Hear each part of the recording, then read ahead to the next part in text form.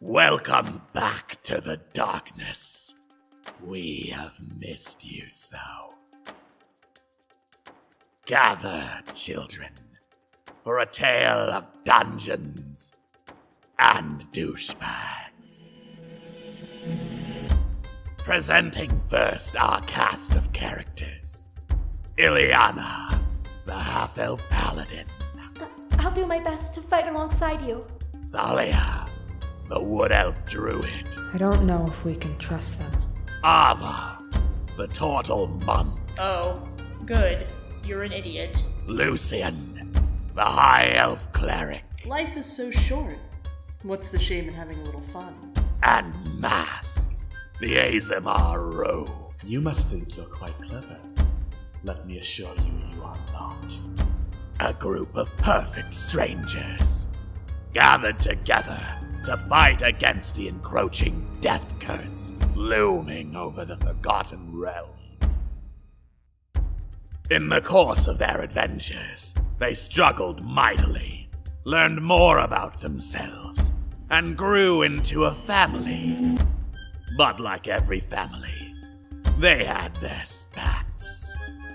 Yet whatever darkness has driven a wedge into the party is nothing compared to the darkness within Chult. For beneath the lost city of Omu lies a tomb of darkness and despair, from which no soul can escape. And yet our heroes come to brave it, if they don't kill each other first. Let them try, for none will survive the Tomb of Annihilation.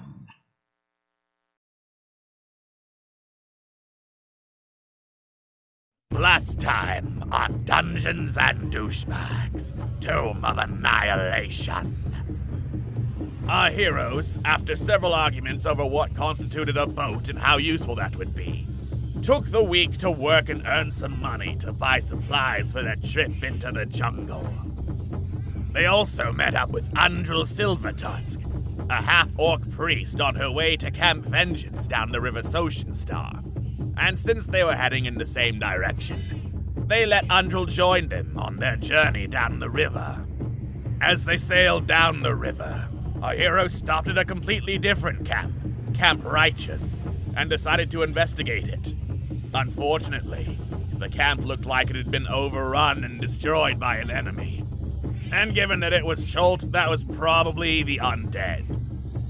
However, by the camp was the Shrine of Man and Crocodile, made after an ancient Chultan fable in which man carried Crocodile on his back because Crocodile was a huge jackass. Mask and Ileana braved the temple's dangers, going on each other's shoulders in an incredibly serious adventure. And after some totally cool navigation where they definitely did not trip and fall multiple times, they found the treasure at the end of the shrine. A jug. But it was their jug and they would treasure it forever.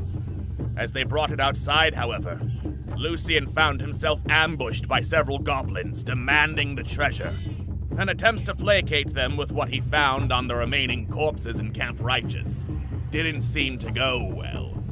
Will our heroes be able to beat a bunch of goblins? What awaits them at Camp Vengeance?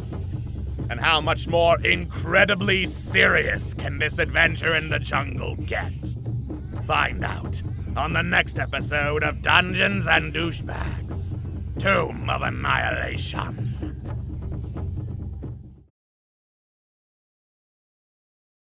Hello everyone, and welcome back to Dungeons and Douchebags, Tomb of Annihilation. I am your Dungeon Master Xander, and joining me tonight are my lovely friends from over yonder at Internet Remix. We have the amazing Alex Beckham.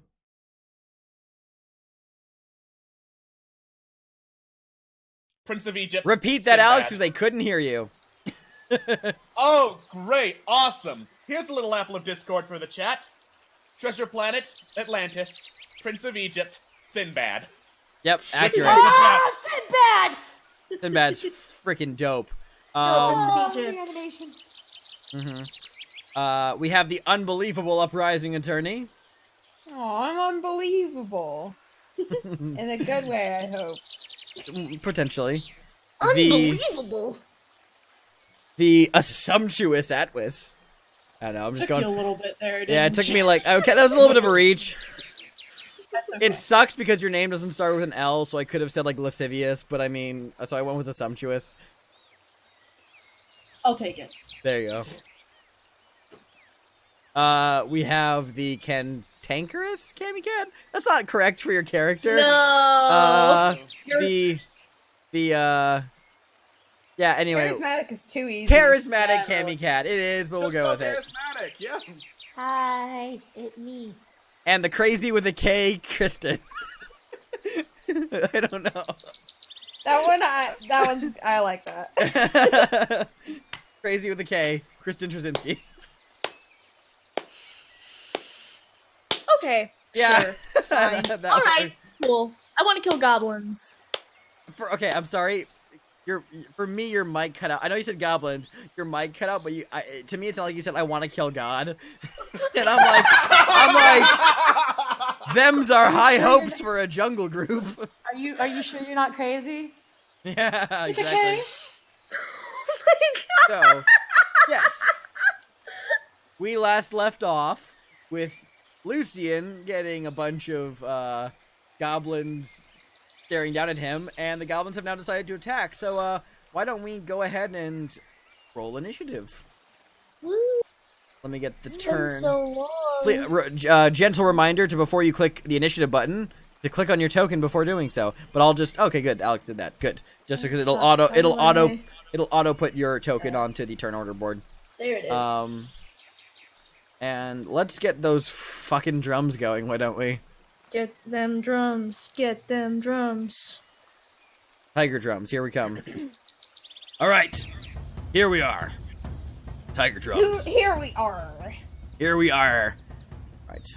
Now I have to roll. I haven't rolled initiative. That's okay. Okay. I need to roll Goblin Initiative. The goblins roll. Where's their initiative button? There it is. Ooh, not bad. And their leader rolls a... Let's see. Survey says... He rolls an 11. Alright, and then for your NPCs, the amazing Azaka Stormfang, the Were-Tiger, which most of you guys just kind of... Yeah, you guys, that's been a thing. Like, she turned into a tiger at one point. You guys just haven't addressed that. It's fine. I don't remember when the fuck she turned into a tiger. It was when you guys were fighting frost giants. Yep. I wasn't there for that session. Ah, Yeah. well, now you know. Azaka's a were-tiger. Mask may be an angel. We're just not gonna talk about this. Yeah, it's fine. Fine.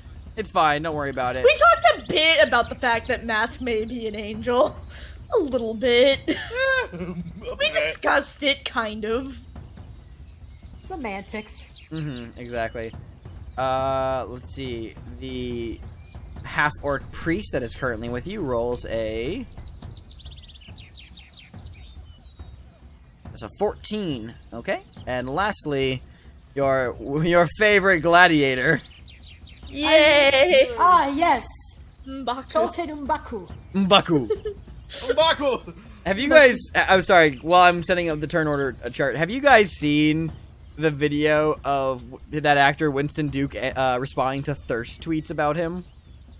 No. No. Oh my The God. first one he looks at, and he particularly likes, the tweet says, "I want Mbaku to blow my back out." Oh, don't we all? Winston Duke is a very... Witnessed the might of the Jabari first It's hand. about him. Exactly. What was his name again? It was Taban? Yeah, Taban. Yeah, Taban. Taban. Yeah, okay, cool. Great. Awesomeness. Well, we have the initiative order. The goblins actually get to go first. Real fuck. So, you guys... Yeah, this is gonna be a few dice rolls. That's all of them but the boss who get to go right now. So, I'm going to say that this goblin right here is gonna run up to the ledge and, like, leap off to jump onto Ilyana. Oh just sword, Yay. like, wielding its scimitar and just screaming, "Umbaki yakadu!" and just leaps off of the Umbaki yakadu and jumps off and like lands onto your back and is just gonna try attacking you. You're not grappled or anything, but like it just jumps at you and it's gonna try and attack. So that first attack against you is going to be, or that first and only attack. They have one attack each. Is going to be. Is a 21 to hit. Yeah, it hits. Okay, cool. I don't like how it auto rolls damage, so I'm gonna. Well, we'll just go with it. You take 8 points of slashing damage. Yay. I can disable that later. It's fine. So fine. That goblin jumps and like lands in your back and just begins like stabbing at you with its scimitar. Yeah, it sucks. This goblin, these two up here are gonna run down the hill, screaming, holding their scimitars up high and running. So it's gonna be 5, 10, 15, 20, 25, 30. Get there. Goblin's gonna go 5, 10, 15, 20, and just be kind of standing. It's gonna hop up on the fence here, and they're gonna, as they run into place, they're gonna draw their short bows to get an attack in here. So one's gonna fire at Mask, and one's gonna fire up at Ava. So first one, the one against Mask, is going to be a 23 to hit. Yeah, that's a hit. 6 points of damage to Mask, and towards Ava, that is a 21 to hit for 7 points of damage. Well, that fucking hits. Alrighty, there you go.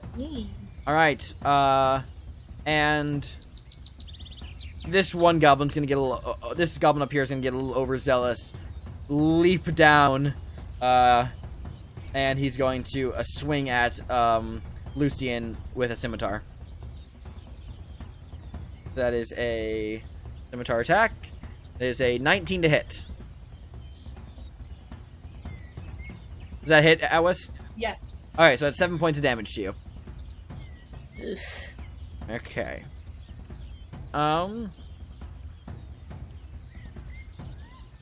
Okay, cool. The goblin boss is gonna run up behind the ledge, but he's not gonna do anything currently.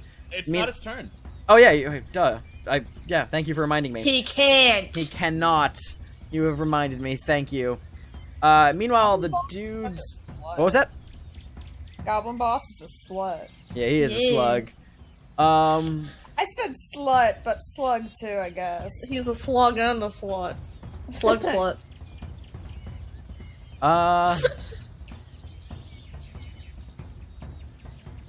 You know what?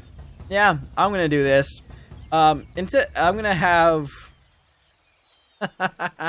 Yeah, this will happen. I'll have one of the goblins up on the ridge fire an arrow down at Lucian.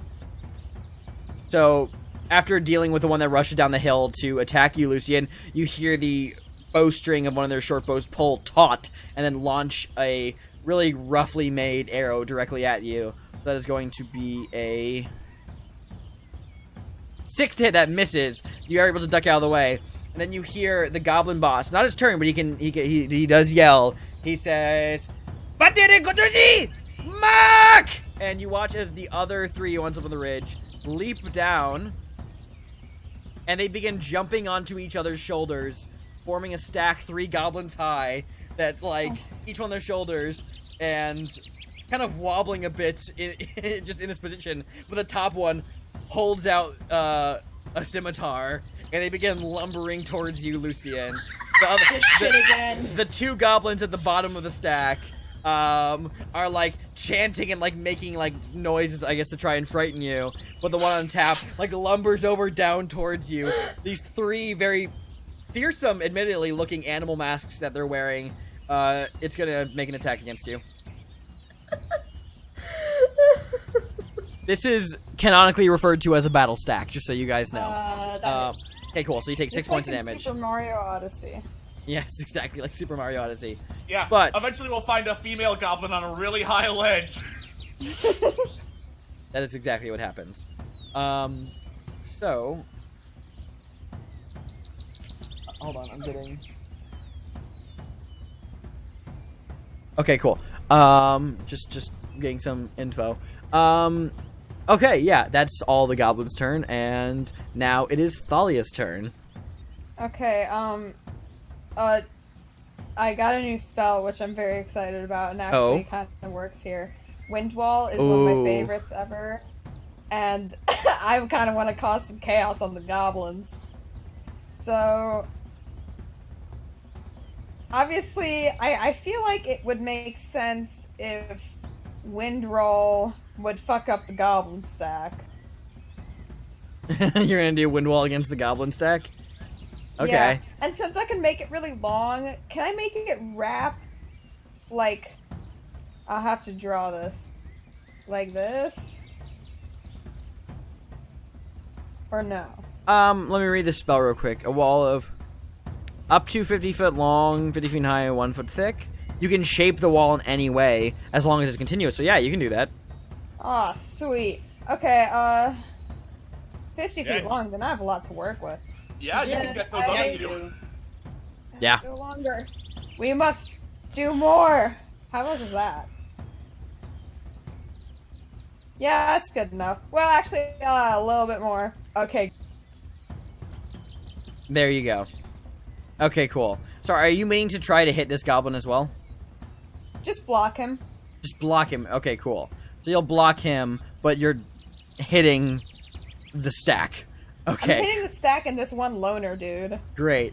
Well, Batiri battle stacks, basically the way they work is the goblin on the bottom makes the strength, dexterity, and con checks and saves, and the one on top makes intelligence, wisdom, and charisma checks for the stack.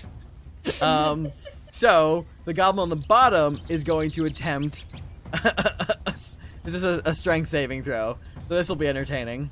You said that they're already wobbly, so... Yeah, I mean, they're just kind of just on account of them being stacked high. Someone get these guys a trench coat. Alright, so this is a strength save on the goblins. Here we go. That is a 9. Yeah, that does not do it. So, they immediately take 3d8 bludgeoning damage as this wall of wind, you cast this wall and it just, the breeze strengthens into almost a gale force along this path and just impacts that battle stack. I need to roll for the lone goblin still, but that's 13 points of damage to the battle stack, which they don't have that many hit points, so it's kind of like how do I explain this? It's kind of like getting a strike at bowling. It just suddenly, the gale just throws them all in different directions to the wind, effectively killing them. You're welcome, Lucian. The battle stack is no more. And I need to make a saving throw for the other goblin who's in the way of it, which that is a 2. Aww. He is Nice. also deceased. Both those goblins are just launched into the air, just screaming just as they go. It sounds a bit like R2-D2's scream. Great. Is that your whole turn, Thalia? Yeah, I think that was enough. Well, wait. Is this within sight? No. Okay, never mind. Wait. Nah, I can use Healing Word on Lucian. You can. Okay, I'll do that. 1d4 plus my spellcasting mod. Freak. Geez, I just closed my thing because I'm stupid. Oh, frick. Aw, heck. Oh heck. What? Okay. That's not even it! Stupid. It's okay. It's been a month. It's been a month. It's been a hot Since month, so while you're getting that ready, Mask, it's your turn. Cool. I'm gonna... Hold on, let me actually plot this out so it doesn't look like I'm running right past this goblin's face. Okay, so boop, boop, boop, boop. I'm gonna be here, and I'm gonna try and kill the goblin that's on Ileana. Okay. Go for it.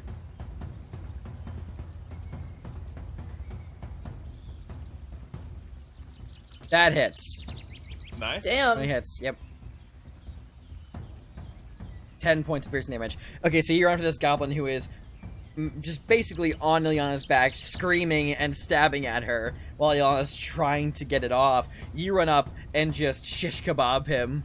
with your rapier, and the goblin goes from screaming what you assume are profanities in Goblin to just as it just immediately killed.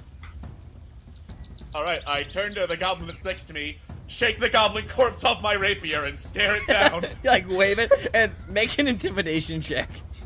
Okay. Just for the hell of it.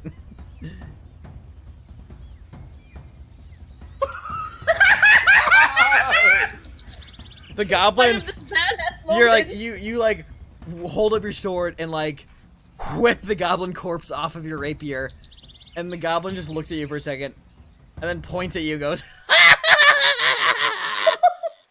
just laughs. It seems to be very amused. That goblin is bold. Yeah. Yeah. Bold move for someone in stabbing range. Does anyone here speak Goblin? No. Nope. Okay, great. Then that goblin says something in response after laughing, but none of you know what it says. All right, great. Now it is Lucian's turn, unless, Mask, there's more you wanted to do.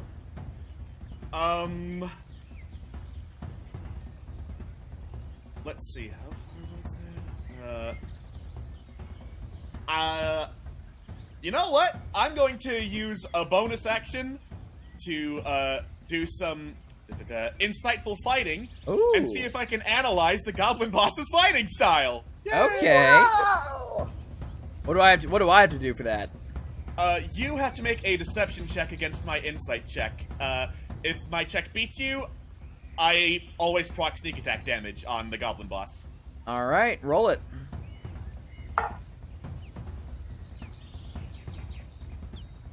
Yeah. Well, So that fails. So yeah, you get to now have sneak attack against the goblin boss. All right. Yeah. Now it's I Lucian's figured turn. out everything about you. Yes. Yeah, Lucian's gonna cast Guiding Bolt against the Goblin Ball. Okay. Yeah, that hits. Cool. Yeah, roll damage for that. 14 against the goblin boss. Okay. Higher level casts, add 9 to that. Oh yeah, add 9 to that? Whew. 23. 23. Okay, so Mask, you look at him and you're like, I know your secrets. And the goblin boss, who is wearing a boar mask, just so y'all know,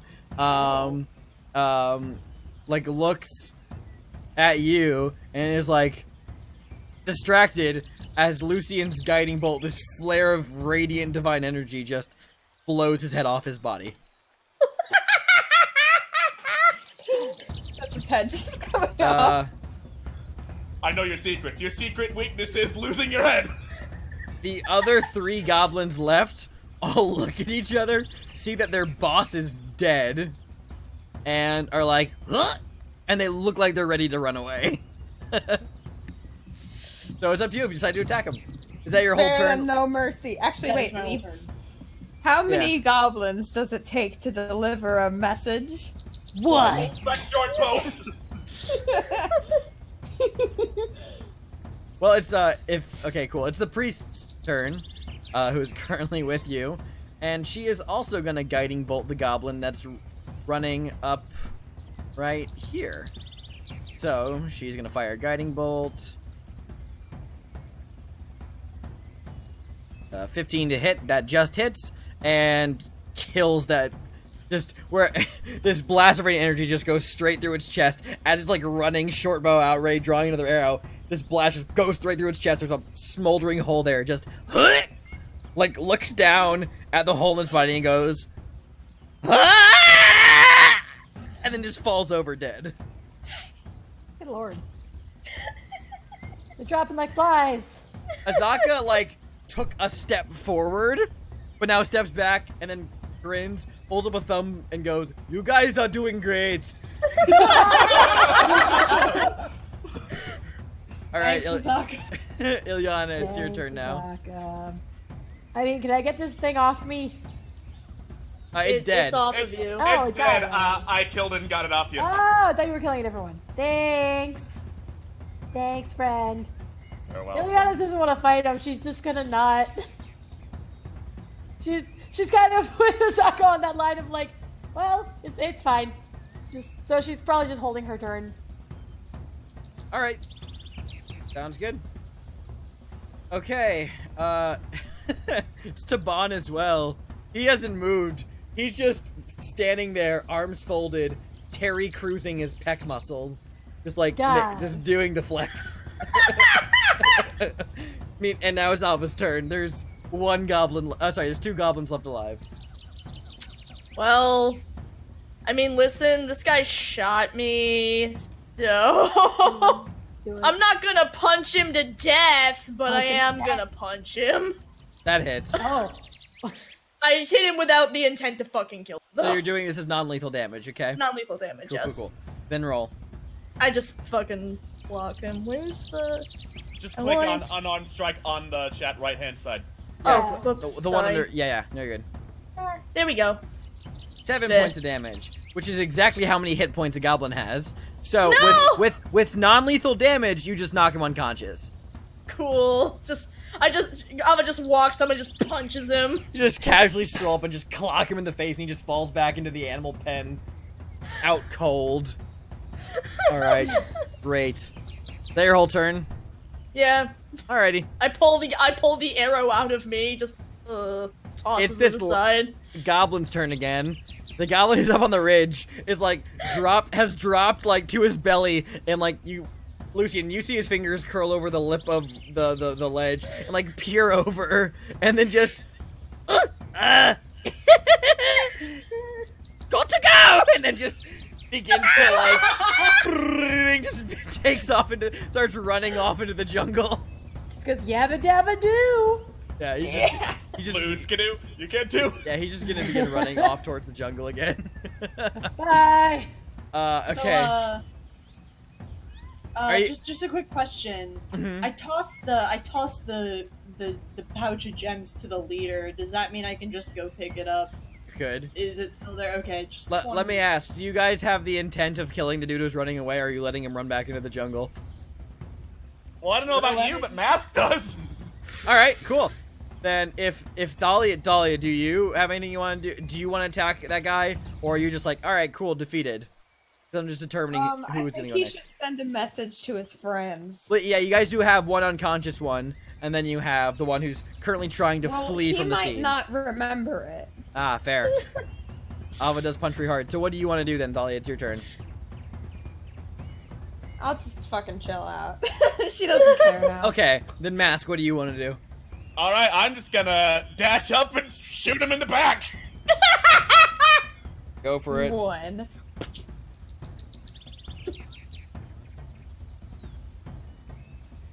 That hits. Cool. This goblin is just like, and you just firebolt right into his back. 6 points damage. Doesn't kill him, actually. And you just watch as the bolt fires into his back. He arches and goes like, ah! Bends over, grabs the back of the arrow, and just like, ah!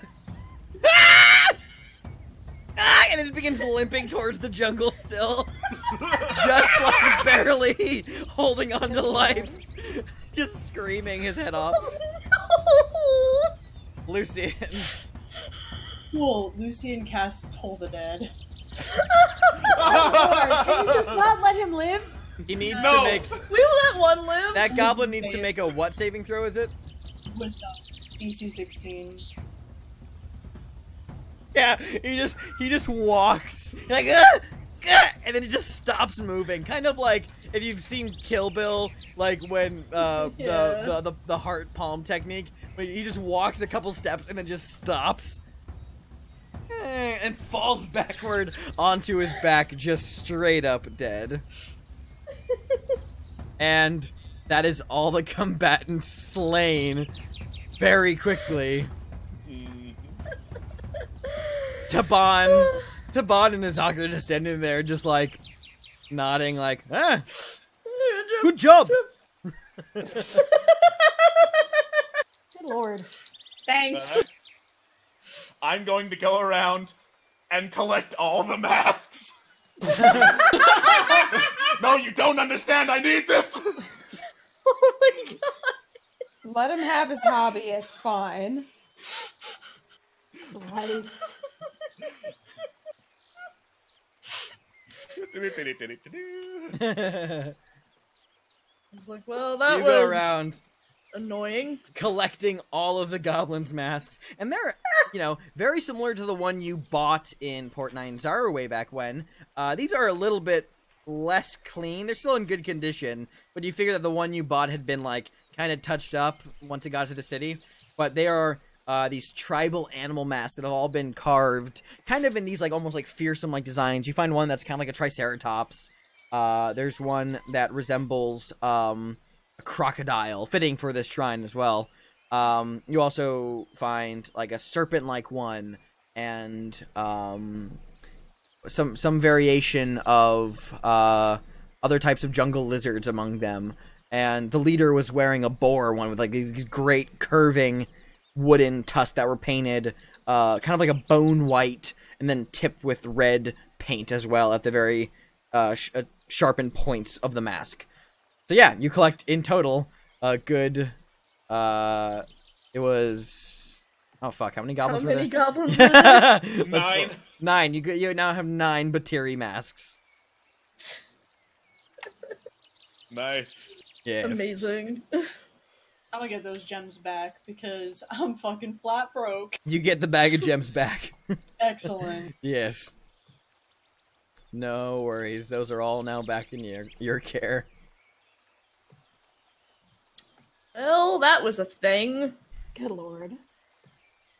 Yeah. Undrill, the half-orc priest, just kind of is like looking around the camp after that battle, and then she's like, well, that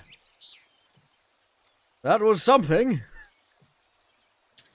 Yeah. Ava, like, nudges the unconscious goblin with her foot, like, eh. Welp. Taban has kind of gone around the goblin corpses as well, just nudging them, looking them over, examining their weapons, and then tossing them away as he realizes they're not that great quality. He takes one arrow from the quiver of a goblin, looks at it, and begins to pick his teeth with it. Ooh, don't, He, like, looks at you and goes, no, it is clean. It is fine. Ava just... If I have to cast Lesser Restoration tonight, it'll be an I told you so moment. Hey, what are you complaining about? You guys found a treasure, I presume. Yeah, some money in Warhammer. And that jug. What is that jug? Ava just sort of shrugs as she holds it up. You hold it up, and like it sloshes around a bit on the inside. Sure is a jug. Is there something in it? Apparently, yes. I don't know why we didn't notice that it was sloshing before, but I guess I'm gonna... Especially when Lucian threw it, I feel like we would notice. But no, yeah, right? They had the jug, I had the gems. They were asking for us to give up the jug. Yeah. Does anyone have a cup or... Wait, I have bottles, actually. I will pour some of this liquid out. Okay. So I'll pour some liquid into the... You open the jug up with just a thunk. It just opens with a nice, satisfying sound. And you slosh it around a bit, and then you pour it out, but nothing comes out. You hold it upside down. Nothing pours out. You shake it again, and it's still sloshing around, but there's nothing pouring out. You look inside. Try to get a little light in there. And it looks empty, but as you shake it, it sloshes like it has liquid in it. Great, it's cursed. If I drink this and it, makes me horribly sick or anything like that, you can fix that, right, Lucy? Taban cuts you off immediately and then says, you can, but it'll be an I told you so moment. Exactly. Ava's just like, alright, fuck it, and then Ava just sort of tries taking a drink of it. Ava, why would you... It's empty. Nothing comes out. Well, this has been... We've got a jug. Can I roll like I would imagine an Arcana check? Make an Arcana check. Yeah. Good No start. idea. It's an empty jug. Great. You kind of remember, like, as a kid, finding, like, those little cheap knick-knack stands at the market, and they sell those, like, rainmakers, which is just a stick full of, like, rice or other beads that, like, made kind of a liquidy rain sound. You're like, oh, there's probably just, like, some, like, water inside of it that sloshes or something. Whatever. Hopefully did not just almost break my legs for this rainmaker. Yeah. I'll roll a history check, I guess. Yeah, I'd say that this would be history for you.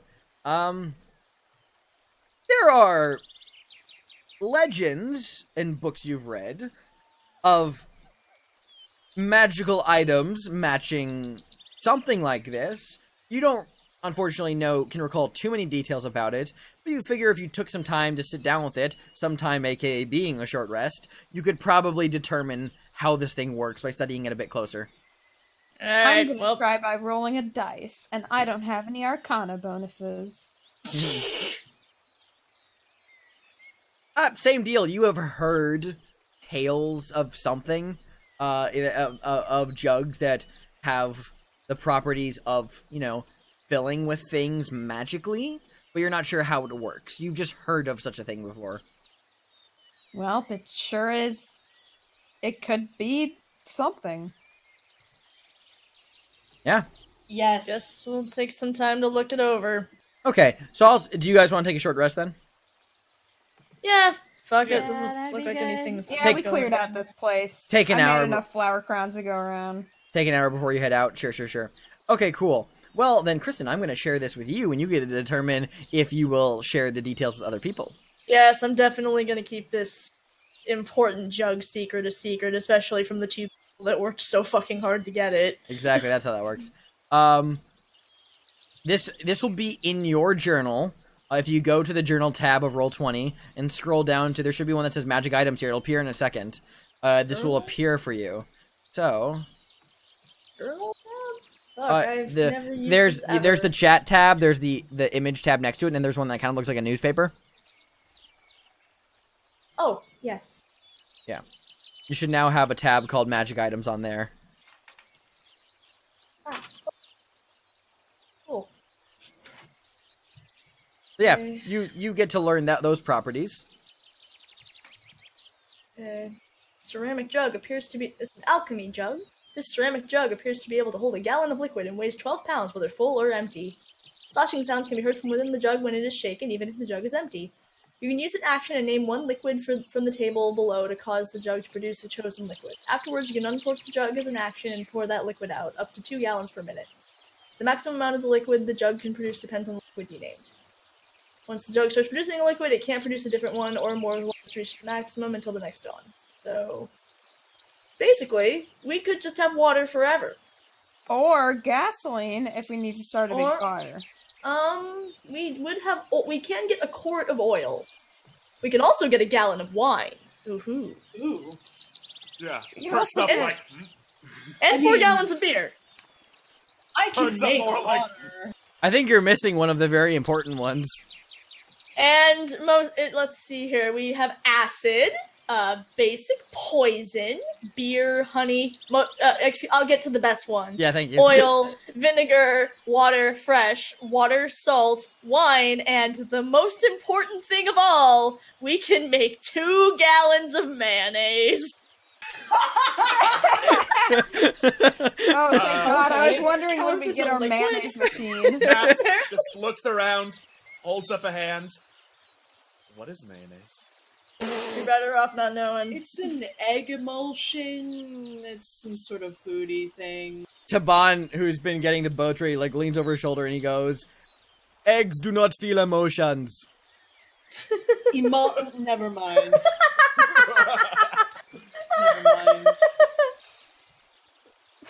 I see. Well, Because you all know how those properties work, but because it's currently in the possession of Ava, I am leaving it in your magic items inventory on your tab. If you give it to someone else, I'll give it to Ilya. Okay. Wants to have it because, like, you guys are the ones that actually went and got the thing. I just identified that it's a fucking alchemy jug, so you know it's up to you guys. Please don't make mayonnaise. So Please you pass the alchemy jug to Ilyana. Kemi, now you have the alchemy jug in your magic items tab on your journal entry area. Oh, your journal tab. It should be beneath your character sheet. There should be a tab now that says magic items. In terms of morale, I think it would be nice if we could get some honey and make something tasty with it. I don't see it. If you go to your journal page, there you see not on your character sheet, but Oh. yeah, Oh. There you go. There you go. Okay. I see. I got it. Now you have the alchemy jug, Yay. which is a great item. Cool. Alrighty.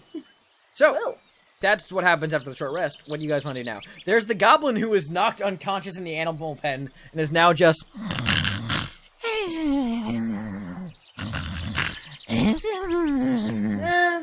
Let's just leave him. Yeah, whatever. Let's close the animal pen. I mean, yes, of course. I mean, he could just unlatch it, I'm sure. Yeah, but hands. Precisely. I'll make it just a little bit harder. Pulls out longsword, unless you want him to not have hands. no. He already lost all his goblin friends. Yeah, I mean, would probably it an really be worth? orphan. Would it really be worth like questioning him or anything like that? No, probably not. We don't speak his language. Well, Yeah. One of them said common right before it tried running away. Spoken common, rather. I think that may have just been a gag. True.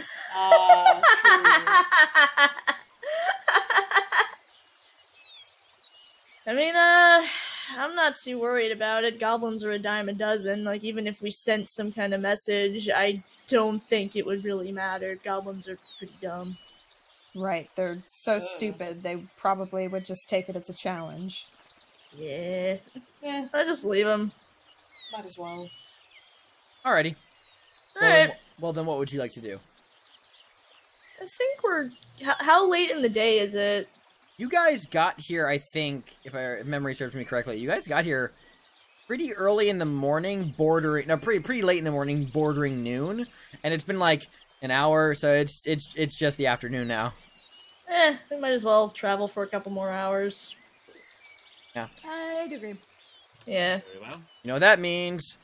Overworld Travel map! montage? That too, but overworld map just to reaffirm our destination.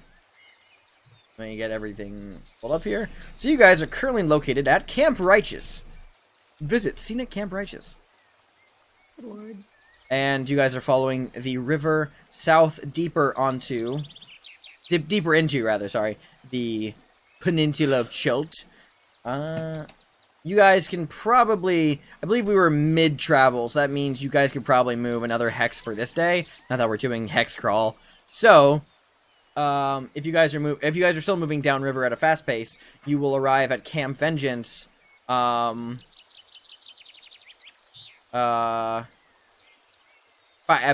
the end of tomorrow. Yeah. Cool. Since that's where Undril is getting dropped off at. Yay. Yay. I think we're good to just go. Yeah. Go fast. Gotta Gotta go go fast. fast? Thank you. Gotta go Faster, fast. faster. Okay, well, then you will begin making your way to there. Okay, great. So yeah, the rest of the day down the river is pretty uneventful. The sudden goblin ambush hasn't exactly put much of a thorn in your side. In fact, one could say you're in lighter spirits now. Can I just say, like, as we settle down to make camp for the night, Mask actually takes one of the materia war masks and starts acting like the goblin's like, I'm a big dumb goblin, look at me, I can't even people. Everyone As the enjoys actor this feeds, he immensely. can sound exactly like those goblins. Wait, no, put Ileana on your shoulders, Ileana. That's amazing. Also, I will say that as you're doing this routine, Mask, Taban is like really enjoying it, and you're like screaming, and at one point he just goes, "Oh, you need therapy." Yes, I do. Yeah. Yeah. Well. Yes. On that note, yeah, the rest of that day is uneventful. You eventually pull your way up and rest, camp for the evening, before setting out once again. this time you guys take down the river, facing occasional perils, but nothing that a group of seasoned explorers such as yourselves could not handle.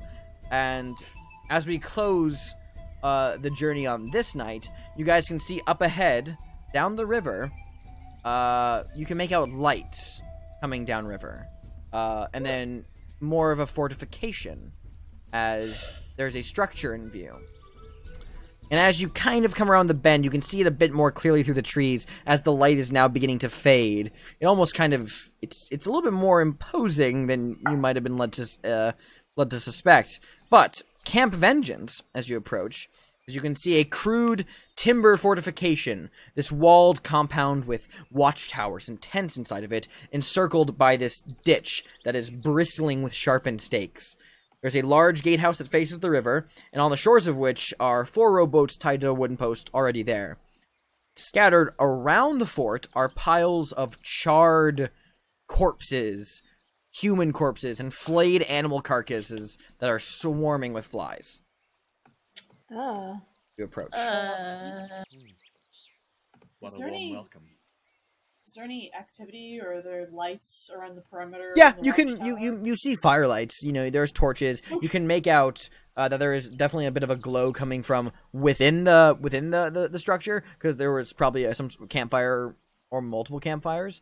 But it's a little off-putting now that you have this kind of gruesome scene directly in front of you. But Undril seems unfazed. So as you guys come into sight, she kind of, like, excitedly leans over and she says, Yes, this is it. This is Camp Vengeance. We can pull up on the shore here. This is, so, the pile of corpses, that was expected? Oh, yes. She just nods. Care to elaborate? Oh, yes. From what has been explained to me, those are all undead. The animals and humanoid beings. Alright. From what I've heard, they are attacked, and when they are killed, they are burned to prevent any potential issues with them. Alright, that makes sense. Fair enough. Mm-hmm. Alright. Alrighty. You guys... Bless you. Thank you. You guys dock the boat along the shore. I'm not going to transition to the map unless battle happens. Because theater of the mind. Once we dock, before we continue into the camp, would it be possible to take, like, a look and see if the corpses are actually all undead? Yeah, go ahead and I'd say make a survival check, I guess. This would be good. Survival or medicine. Okay. Sorry, yeah, that's fine. Yeah, you kind of go to the perimeter and begin looking through them. And you do notice that some of these corpses, while blackened from, being burned, you make out aspects to their figure, both the humanoid corpses and the animal carcasses, that there's a lot of, like, you make out some that have a missing jaw, or, part of their face has, like, exposed bits of the muscle that wasn't a result of being burned away. It seems like there was a state of decomposition present on these corpses before they were burned. Well, that's a relief. Okay, I'm satisfied. Okay. Woo! Great. Yeah, and that gate that faces the river, as you guys dock up, the entire time there was just these pair of these Chultan men holding spears and shields who were just standing up there, not particularly paying attention to you, but you can tell that they've noted your presence. They seem to be just standing there on watch. The doors to the camp are currently closed. Ah. Then we'll wait until morning. No big deal. Yeah, that makes sense. Unless, sorry, You I see gestures to the piles of undead. I'd rather not. Well, I figure we'd be well protected. Undrill says, "Oh, we shouldn't have to make camp, but I think we can just knock." Ileana's like, I want to try that, and she goes up and knocks on the door. One of Can I not stay outside, please? One of the guards who's holding a spear just kind of like looks over the ledge, and then Undrill is standing there just holding her belongings. They kind of look over you guys, leans back, calls something back out into the camp. You can't hear what he's saying though, and just turns back indifferently, looking at you guys. A moment later, the gates open, revealing the camp inside. I would not have thought to knock. Let me in! You go inside the camp. Hold on 1 second. Yeah, the inside of the camp it's not exactly a hale and hearty place.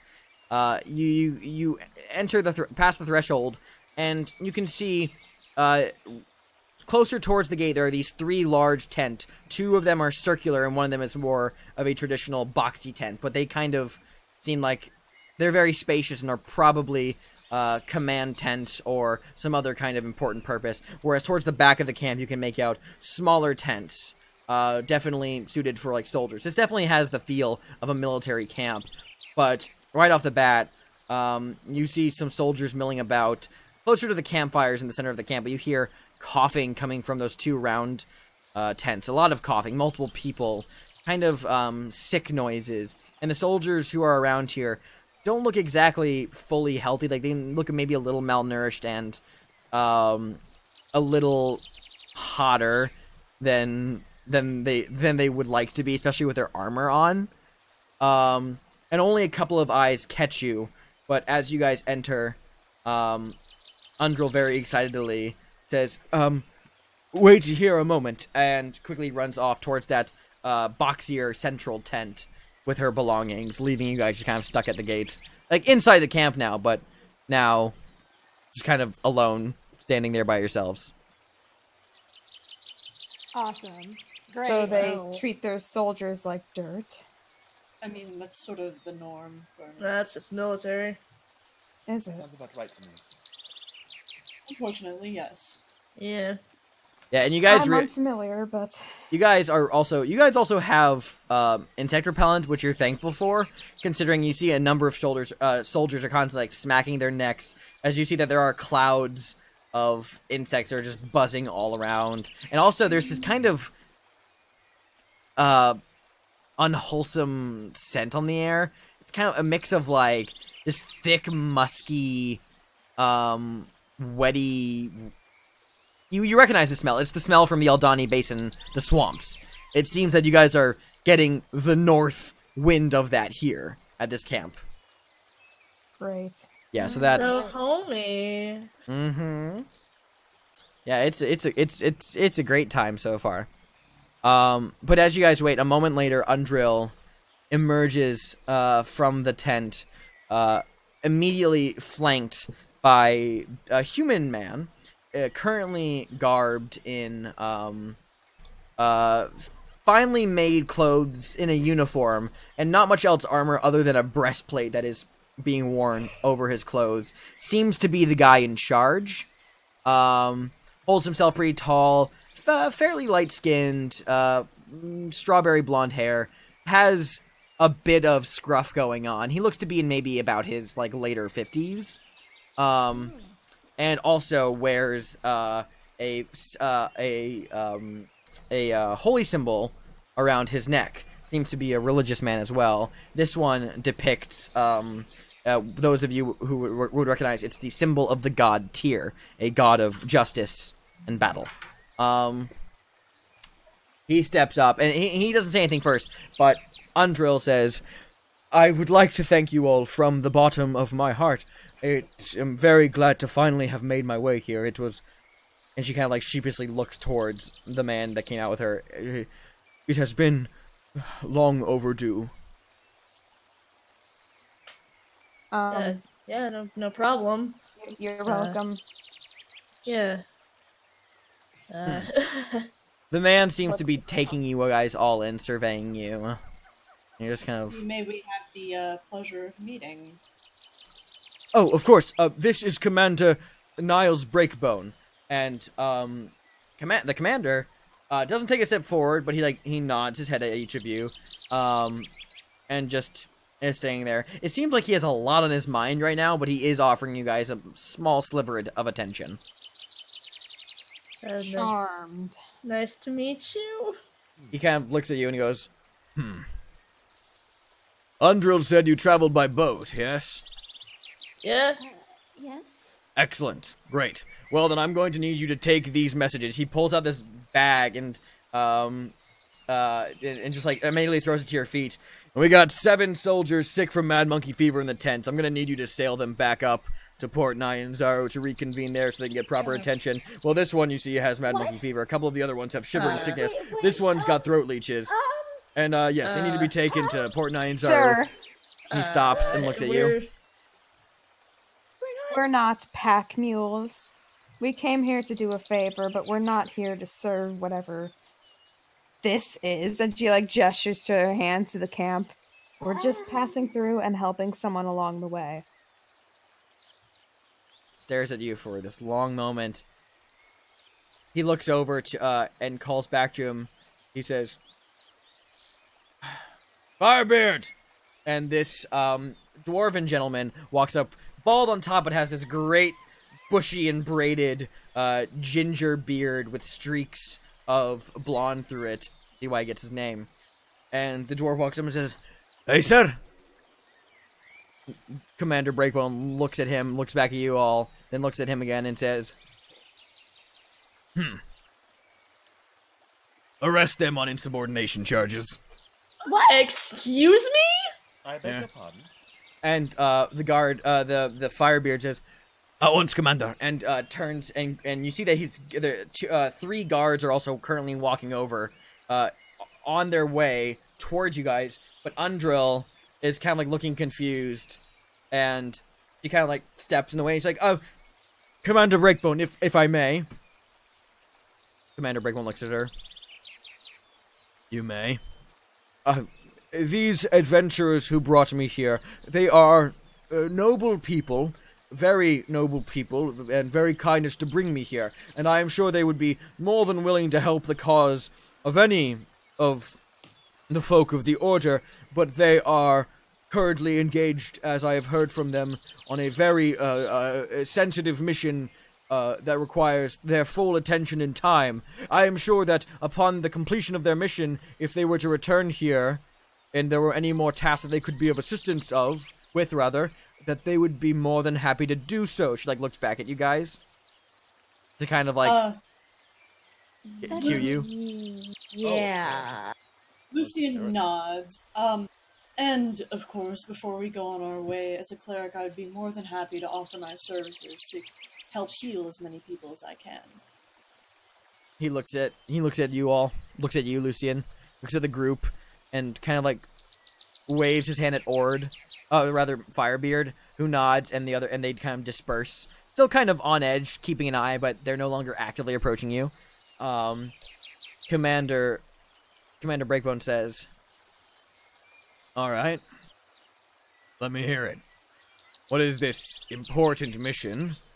You can't spare time to help the Order fight the good fight. We seek to end the death curse. Points. Yeah. You see one of his eyebrows quirks up. And I'm pretty sure that's a damn noble mission. He grunts. Doesn't respond immediately, but looks at Lucian. You are a healer? Indeed. How much are you able to help? Depends on how much time I have, but I can cure diseases, I can heal wounds, heal exhaustion. I'll do my best. How many diseases could you heal? Theoretically speaking, were I fully rested every single day, I would be able to heal 5 people completely a day. You have potions of healing or other magics? Just my clerical magics, the blessings of my Lord Kalembor. I can heal, but I can't cure disease. I can heal as well. Sort of like raises her hand, like, I can also purify any of the food and drink you have. How long are you able to stay? Beats me. We'd only be able to stay the night. Very well. Fine. Speak to Sister Sias in the northern tent. He points to the northern rounded tent where you hear a lot of sickness come from. You can help as many people as you can. Clean up some water as well if you're able to. Not a lot of injuries around here, so mostly diseases to be cured, but you take care of that. You are welcome to stay the night, but I would like to see you out in the morning. If you pass by Camp Vengeance again, I expect you to pull your weight and help out. You understand? Got it, said Ava, the person who can really only punch things.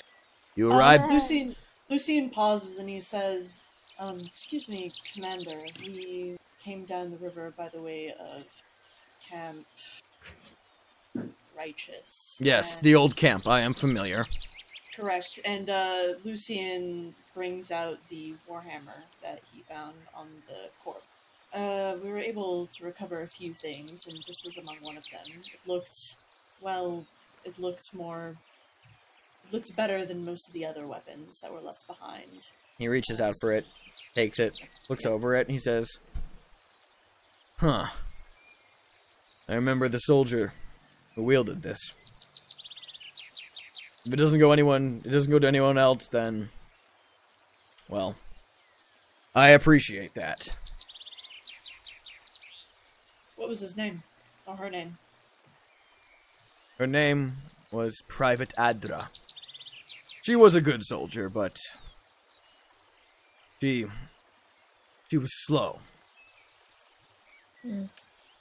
So, why are you standing here? I have better things to attend to. Get to your work. You can sleep on the ground. We don't have any tents to spare. You can be out in the morning. But like I said, you come by river, I expect you to take soldiers and send missives. You come by land, I expect you to go on a detachment. I'll give you soldiers to scout. You understand? Do you understand?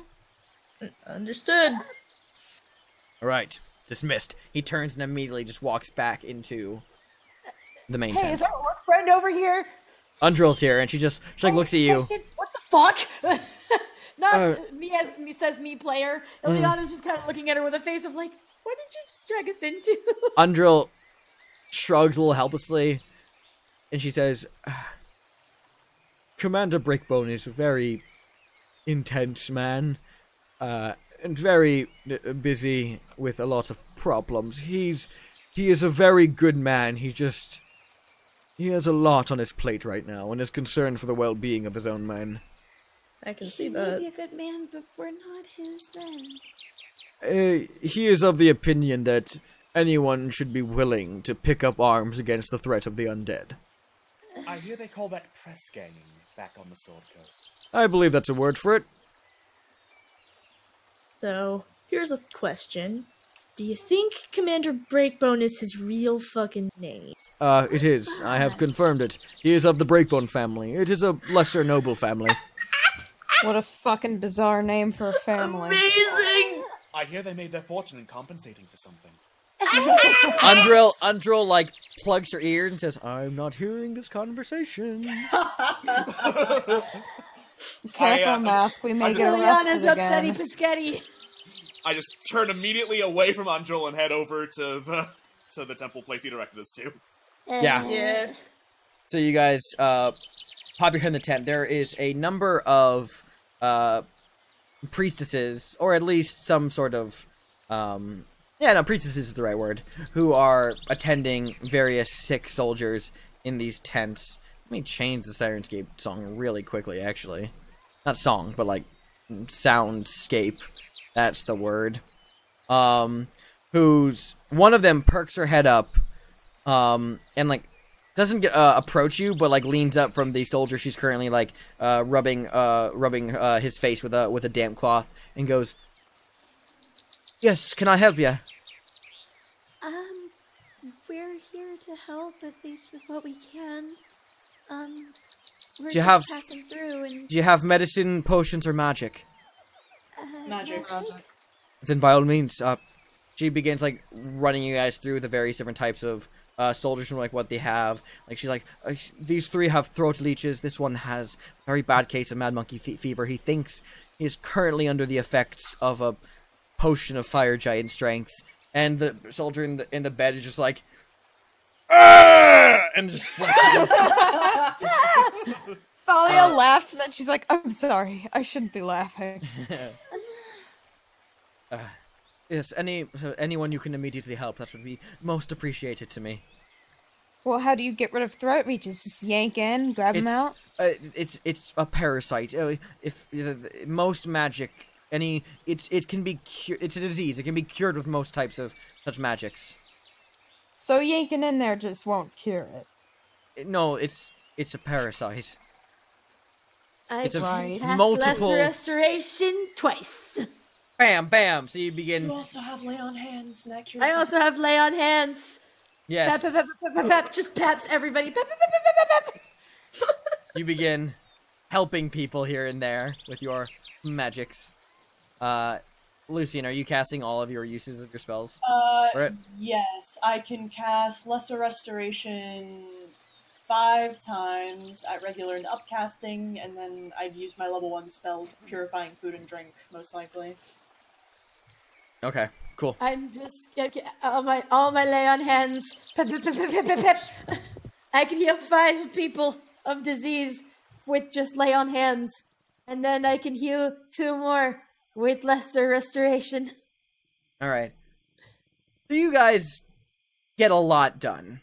You guys are able to help not every, infirmed soldier at this camp, but you're able to help a decent number of them. And this, the priestess that you spoke to, who identified herself as Sister,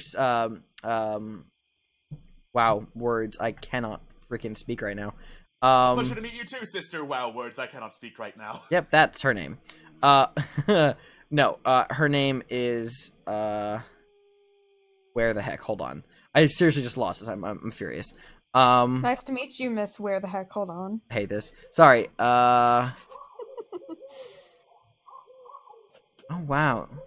Yeah, I have no idea where this person's name... Oh, Sister Sias. Yes, the guy that Breakbone said... Yeah, this Sister Sias. She is extremely thankful for your help. A little bit helps a long way. It's kind of the vibe she's putting off. Yay. Does she need fresh water? She would like some. Stares at the 8 gallons that I can produce from my handy-dandy alchemy jug. Very happily will accept it. Yay! I can help more! 8 heckin' gallons! Oh man, so Purify Food and Drink is all non-magical food and drink within a 5-foot radius, so if you just stack up a bunch of barrels, bingo, bango, bongo, there it go. Honestly, yeah, get a lot of water out of that. Yeah, I'll work on that. We can get even more on that because I can cast Purify Food and Drink 4 more times. Oh wait, I can ritual cast that. I can just keep doing that. I'll do that. Oh my god, never mind, you got it. Just keep purifying forever. Keep purifying forever. Yeah, you can make a lot. I can cast Cure Wounds and help people at least somewhat. Hey, listen, I can trance as well, so I can just spend 4 hours tonight doing that as well. So yeah, I can also trance. I can also use healing spells. I can do Goodberry. Since Thalia lived on her own in, the wilderness for, I don't know, 200 years, she probably knows a few things about removing leeches and stuff like that. Throat leeches aren't actual leeches. They're mini parasites that you get from drinking the water. Yeah. Any other parasites they may have that are actual parasites. Athlete's foot. That's not a parasite. I know. That's a fungus. I know. I meant to say that in addition to other things. Yeah, but yeah. Yes. Words, English is not my specialty, you guys, even though it's the only language I speak. So yes, okay. What are you fluent in, dumbass? Yes. I grew up in Demacia, okay? Demacia. I'm Captain Bosch von Rosenberg of Talmasca! Good lord. No one's going to understand that. Yay. I know I didn't. Yeah. That is... You guys help out as most as you can, which is, all things considered, a lot. But you are allowed to stay there. You have to sleep on the ground under the stars since all the tents are taken. And from what you've seen of the tents as you're kind of walking around helping the camp, you're happy that, because a lot of them were kind of, insect and vermin ridden in the mattresses area. This camp's not in the best shape. And occasionally as the wind has blown and you got views into the command tent where Commander Breakwin is, command tent's not much better off. It's pretty squalid in there as well. Seems like this whole camp is just kind of slowly sinking into the mud. Good lord, why don't they just leave? Yeah, stubbornness, who knows. So, but you guys are able to bed down and get and rest for the night. Lucian, of course, trancing for 4 hours and then helping create more water by essentially getting water from the river and purifying it and really boosting their stock, which is great. So let's, how about we take a break now? That sounds like a good idea to me. So we will be back shortly and continue the adventure, so do not go anywhere, and stay tuned. Hello everyone, and welcome back to Dungeons & Douchebags Tomb of Annihilation. So, now that the group has rested at Camp Vengeance and helped where they could with disease and a bit of a water issue, they're going to resume their travels down the River Soshenstar, or rather up the River Soshenstar, deeper into Chult on their way to Omu. So, on this morning, you guys are back on the waters again. Actually, I'm gonna move this token just to be... Not that we're doing a hex crawl, but... Is the plan, over the course of the next several days, to basically just follow the terrain south for as long as you can by boat? Or what? Like, what do you... Kind of, like, lay out what you guys want to do. I know you guys are heading towards Omu, but is there kind of a specific way you want to travel? Like, just keep following the water so you can't fall any more than just hike it south? Or... Just discuss options. Figure out what you want to do. You're about to head into unknown territory. I'm kind of curious about that thing we marked off as for 1,000,000 years ago. I can't remember what it was. What? It was a shield guardian, I believe. I'm curious about that, actually. Is that the direction we're heading? No. It's the exact opposite direction of where we were heading. Well, then Yeah. I'm curious. Ava wants to save her friend who she's convinced is still dying. Ava doesn't know Mia is a guy. Yeah, we might as well keep on moving the direction we were planning to move. Yeah. Did we go to Mbala last time? No. So I guess we can kind of just head in that direction. What I is wanna follow- Mbala again? Yeah, I don't remember what Mbala is. Make a history check, Ava. I will. Let me find. There we go. 25. Damn. Yeah, you've read. Mbala, you would know, is a... It was once a city in Chult. It is now a ruin. You know, it is not but just scattered stone structures atop this plateau. In these kind of like low mountains and crags just off the Aldani Basin. And because you rolled a 25, you've heard rumors, whispers, tales of someone or something that lives in Mbala. An old woman or an old witch or some even say a demon. You've heard differing accounts that is the lone resident of these ruins, and is apparently you've heard this on the streets. This is you're only getting this detail because you rolled so high. You've heard that apparently she is able to bring back the dead despite the death curse. Alright, fuck, I want to meet her. Let's go. I have an objection to that. What's the objection? The objection is the last time we went to a city where it once was a great city in Chult, it didn't end so well. Mask just looks up, slowly shakes his head. Yeah, but this person could have some useful information. They could. I'm not saying that somebody who can bring someone back from the dead despite an all-encompassing death curse is likely to be extremely powerful and not too keen on having visitors if they've sequestered themselves in a ruined city far away from civilization. But, all of that. Although I know you're trying to... It's hard, but we already have an answer that we're trying to get to. And... well, those are rumors.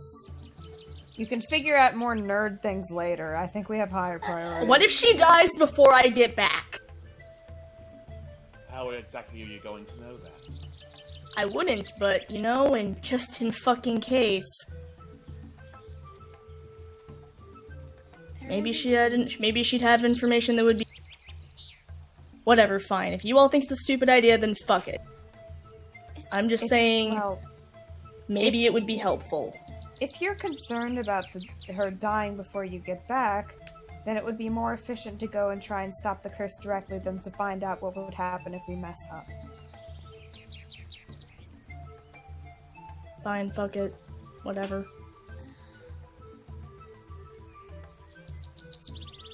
So, circumventing an Umbala and just heading south? Yeah. Yep. Okay. So, chat, I mentioned this to my players earlier. I'll mention this to you now as well. I had the idea, you know, we're not doing the hex crawl anymore. We're not making survival checks for getting lost. We're just kind of having a nice overland travel montage. But then I got me thinking, you know, there still should be a risk of wandering off the path. So I've decided that whenever we start one of these montages, we will get to roll a survival check.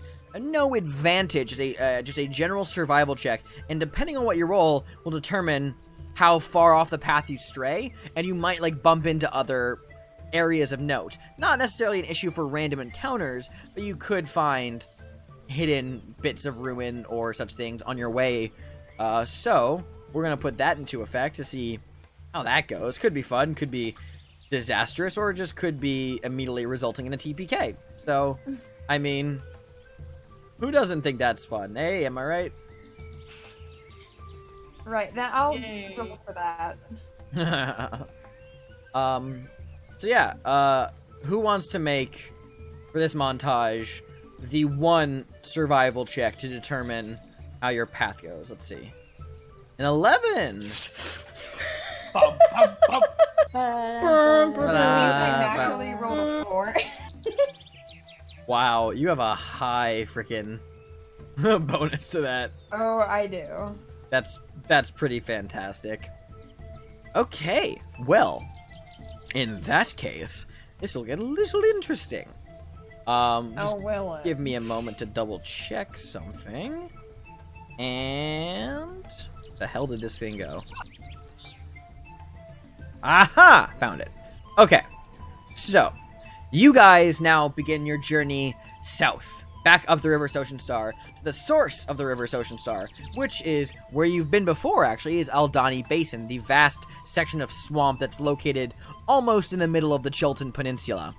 And very uncomfortably, both from the oppressive, musky heat and the insects and the swampy waters that make it very hard to navigate and move at any quick pace, over the next several days you guys travel south, and unnervingly, you can make out the heart of Ubtao floating in the distance miles to the southeast. Knowing that a defeat was located there as you guys make your way south. Images of dealing with insects and someone falling overboard. Insert your own hilarious clips if you feel like shouting something out that you get an idea for, because basically, Murphy's Law. If it can happen, it will happen. So yeah, I will say with an 11 survival checks, which by the old rules of Tomb of Annihilation means you got lost for that stint. But because it's over the course of an entire travel, it means you get lost at various points, but kind of hold the main path, but you do wander. How significantly? Well, we're about to find out. I'll say with an 11. Not all those who wander are lost. Mm-hmm. But we sure are. That was canonically said. Where did this go? I had a note. Okay, cool.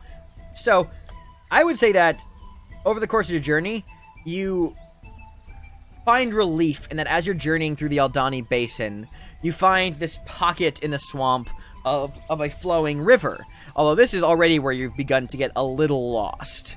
And actually, I'm going to flip a coin for this, because that makes more sense. Because it's one of two ways you can go down this river. So I'm going to flip a coin to determine which way you guys sail down. And that will determine where you end up. You're not getting a real coin? I have a real coin. That's what I'm doing right now. Oh, I heard typing. That was not me. Oh no, that's me. This loud typing is brought to you by Kristen Trozinski. Thank you. Fuck, I dropped the coin. Oh no! God, we're screwed. I guess that means we're not lost. Hey! Wow! You guys are so not lost, you get even more lost. Now, let me flip this coin again. Come back to me, coin. I'm gonna not face the crack that it fell down this time. Haha, crack. You're a child. I know. Okay. So, in this case, you guys actually make the right decision, you later find out, because there was a break in the water, and it went off in two different directions, and luckily you managed to pick the direction that was heading south. So, Yay. you get to ride that river for all it's worth, until eventually you, several days in, come to the end of this main run of the river. You guys take a while to kind of figure out where you are now after following that river all the way through. Do you guys want to fall to the end, or are you going to stop at some point and just kind of move south?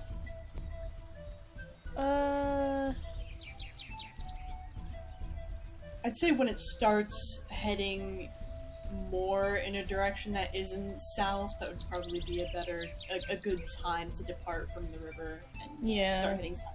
But it would be nice to follow the river as far as reasonable. Okay. Well, there's a bend in as far as we can. There's a bend in the river where it begins to head more significantly to the east, so you get off the river there on the map.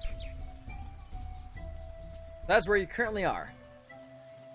Do we get to unmark those bits? Yeah, I will unmark them later.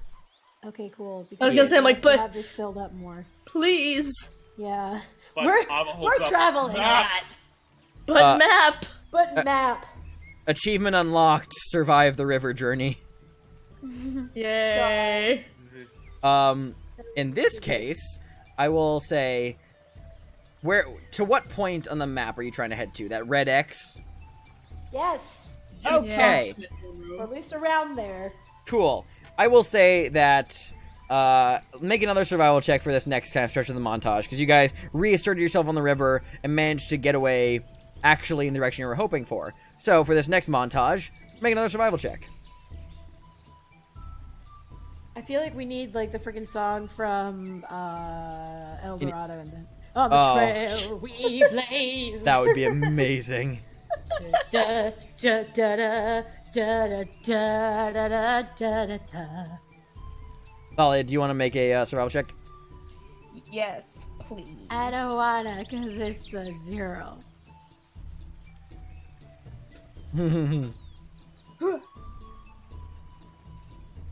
Yay! Oh, nice. Oh, we are not lost. Ever. Nice. This is where the music. This is where the music kicks in, Cammy. On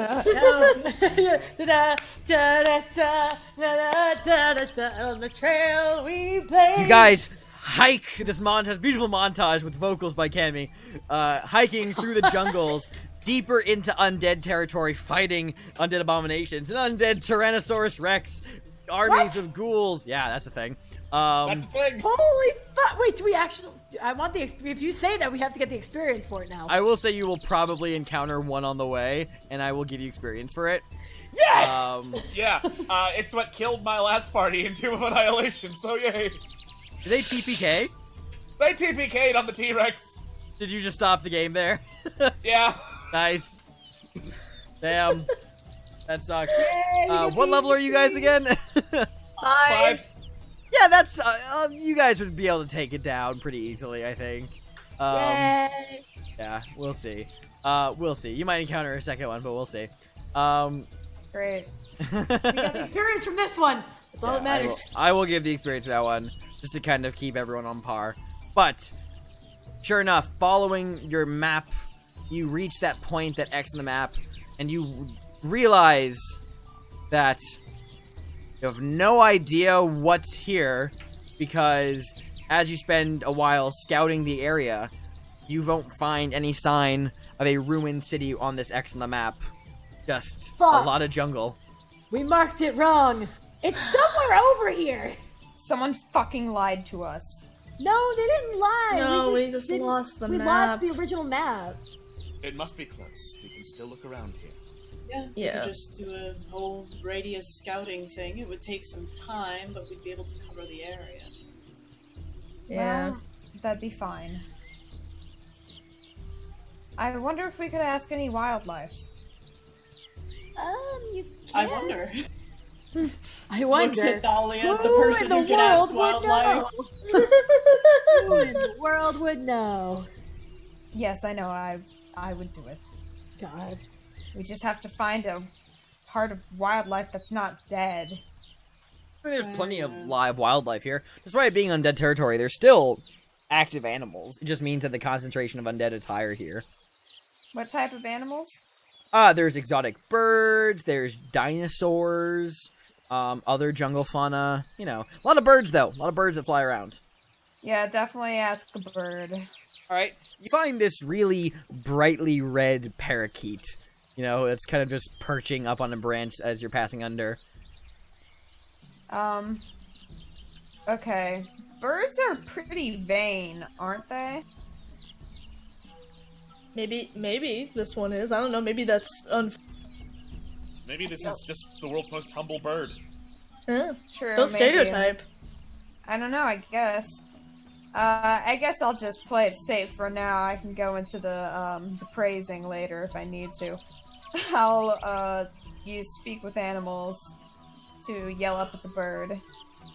Okay. Be like, we need directions. Directions? Directions to where? We're trying to find a giant ruined city here. Ooh! Ring any bells? Ask about the obelisk. There's an obelisk. Well? Are you saying because I'm a bird that I see everything? You'd see more than me. Ah, specious. Well, it's true. Make a persuasion check. Go, great charisma. Go. Go, great charisma. Oh no. Lots of ruined cities. Lots of ruins. Lots of stones fallen. But Yeah, the obelisk. A what? It's like a giant. She's like trying to like shape it out with her hands. Ah, A giant pointy rock. a giant pointy rock at the edge of a cliff made of black stone. Yes. Oh Yep. God. Yeah, you've seen it. No, never seen it. Hey! You're lying. No. Never seen it. Ever. Really? What? Where would the? I mean, I know you've never seen it, but you know, if some idiot were to build a giant black obelisk made of, you know, smooth stone, where do you think they'd make it? Probably somewhere, you know, good real estate, as they say. Location, location, location. God. I mean, it sounds like she's arguing with the bird. Yeah, at this point. Yeah. Okay, so Ileana might grab like maybe a little bit of one of her rations and just kind of like offer it to the bird. Like, I think this is what the bird wants. Seems my friend is trying to give you a peace offering. Make a persuasion check, Ileana. Yay! Or no, sorry. In your case, it's an animal handling check with advantage. No! With advantage. Darn it! My persuasion's so much better. Oh! Okay, I like it, so sure. All right. Well, not many things like that, but now you didn't hear this one from me. Of course, totally anonymous. But there's a big old hole in the ground where there's a bunch of ruins. Kind of, that way. Just points with its beak, kind of like in a southeasterly direction. Interesting. She, like, points to Avo, like, write this down. Ava is indeed writing it down. She's, like, writing down directions. Got it. Dangerous place. Lots of gargoyles. Oh, for sure. Ate my cousin. Ate my mother. Oh, God. Did he happen to see another team of travelers like us over there? Did you see another group of travelers like us? Not alive. Fair. Ask him if he saw any idiots that looked like me. That weren't me. I know I'm an idiot, but other idiots. Have you seen any other idiots that look like him? Points to Lucian. No. Okay, fair. She relays this information back. Okay, well, that's good at least. Thank you. Okay. She talks to her party. Any other questions before I let the bird go? How is he? How is the bird doing? How are you doing? Not so good, honestly. Things are pretty bleak. I would imagine. I mean, he did kill his cousin and his mother. I'm sorry for your losses. Not just fuck them, honestly. I mean, I'm more so. My tree burned down a few days ago. How did it burn down? How is there fire? Like, she seems like confused. Like, she says this and Ava's just like, wait, what? Well, she's not speaking in common. She's speaking in bird. Oh, okay, darn. I was thinking maybe, well, like, aside from the volcanoes that aren't far from our current location, my tree was burned down by a dragon. Wait. A dragon, huh? Like, she just looks so done. Great, amazing. Red dragon. Wow, Flew over, seemed pretty pissed. Hence why I destroyed my home. Destroyed a lot of other trees, too. Have you considered moving? I feel like moving would probably be a good option for you. I can't afford that. That's right, in this economy, the real estate's out of this world. I had a really nice tree, you understand? It was bordering sure. It was bordering the great gray wasteland. Oh, of course. Good old view, lots of exciting things. Dragon flew over, headed towards the mountains across the valley. Towards the mountains. Destroyed my tree. That's okay, good to know. She tells Ava, like, red dragon headed towards the mountains across the valley. Excuse me? Write it down! I am, but what the fuck? I can show you, if you want. The dragon? Where it flew. She turns to her party and offers this. You know, one problem at a time. I don't really feel like dragon. Yeah, dragons seem above our pay grade. Like, Taban's eyes have since grown a bit wide, and he goes, Dragon? Oh, no! No, not the... This is like, no! No! Oh, come like this. on. It would be fun. We'd fight a No! dragon. Like, do you know how much treasure dragons have? We'd be rich. Do you know how much we die? Do you know how much I owe to debtors? I guess you don't care about that. We do. Exactly. Either I get rich or I die and don't have debt. Either way, I don't have debt. God, that's a mood. You'd be surprised. It would be worth knowing where the dragon headed to be able to be informed on where we would maybe want to go or not want to go. Yeah, that's true. She calls back up to the bird. Yeah, that actually sounds pretty good. We can give you some more food if you want on the way. Food? Yes, please! Yes, please! Yeah, she turns back to Ileana. Give it more of your rations. Oh, okay. She had probably given it like a piece of one of the rations, and then she just kind of like carries the one ration that she was given out. Mm-hmm. It's like, da-da-da. It eats it, like, very happily. No. Okay! I'm sold! Cool. It's not far at all, but by that I mean by wings. It's quite far for those with legs. That's fine. We've been walking for a while. Great! I can't tell you where exactly it is, but I can show you the rough direction. Okay. Just take us as far as you can. Sure thing! Side quest unlocked. Okay, cool. This is happening. In this case, give me a second. I was like, you guys got a bird and you're near this, so might as well have him name drop this thing. Where did this go to? This is... oh, there it is. No, not the Vor Shield Guardian. Let's see.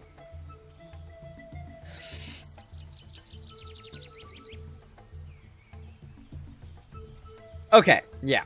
So the bird begins taking you guys from your position. First of all, leads you guys kind of southwest from your current position, where eventually you enter, as the name implies, this kind of open wasteland.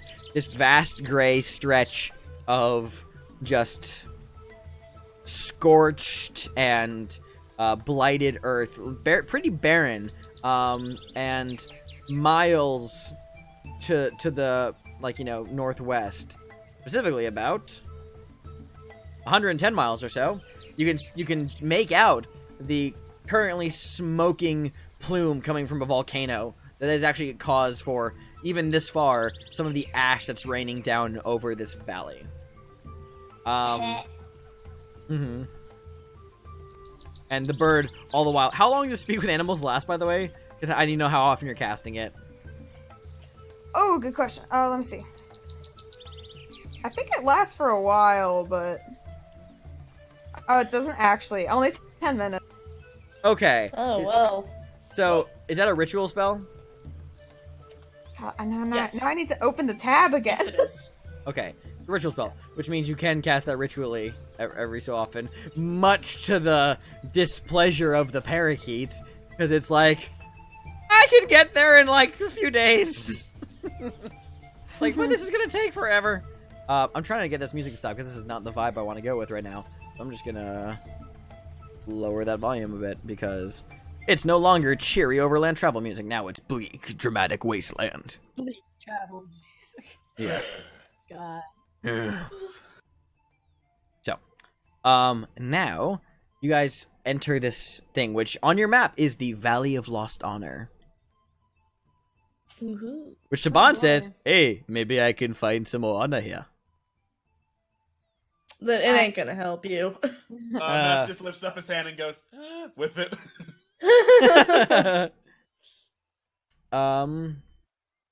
Yeah, sorry, I just need to double check one thing real quick. Where the heck did you go? Tell me your secrets, please. Wouldn't you like to know? Okay, cool.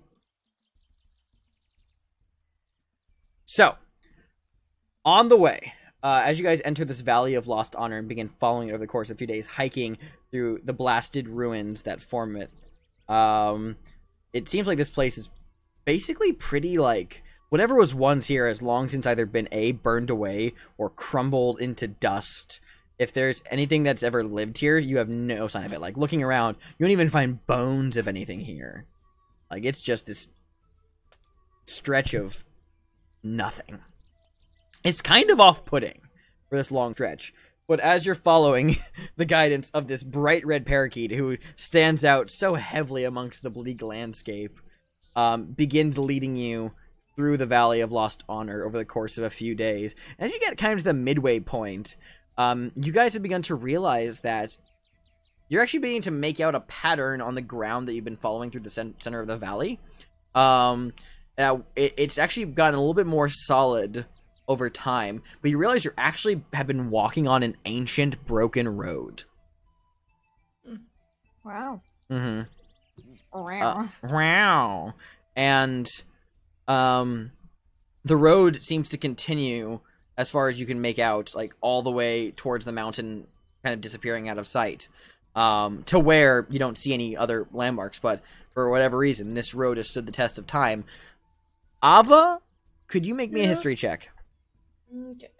And also, anyone who feels like they would know architecture can also make a history check. Ha ha! No. Yeah. 24. Okay, yeah. This is... You've read several books on old Chultan architecture, because you have basically read every book there is under the planet, you know, under the sun, rather. English is a fun language.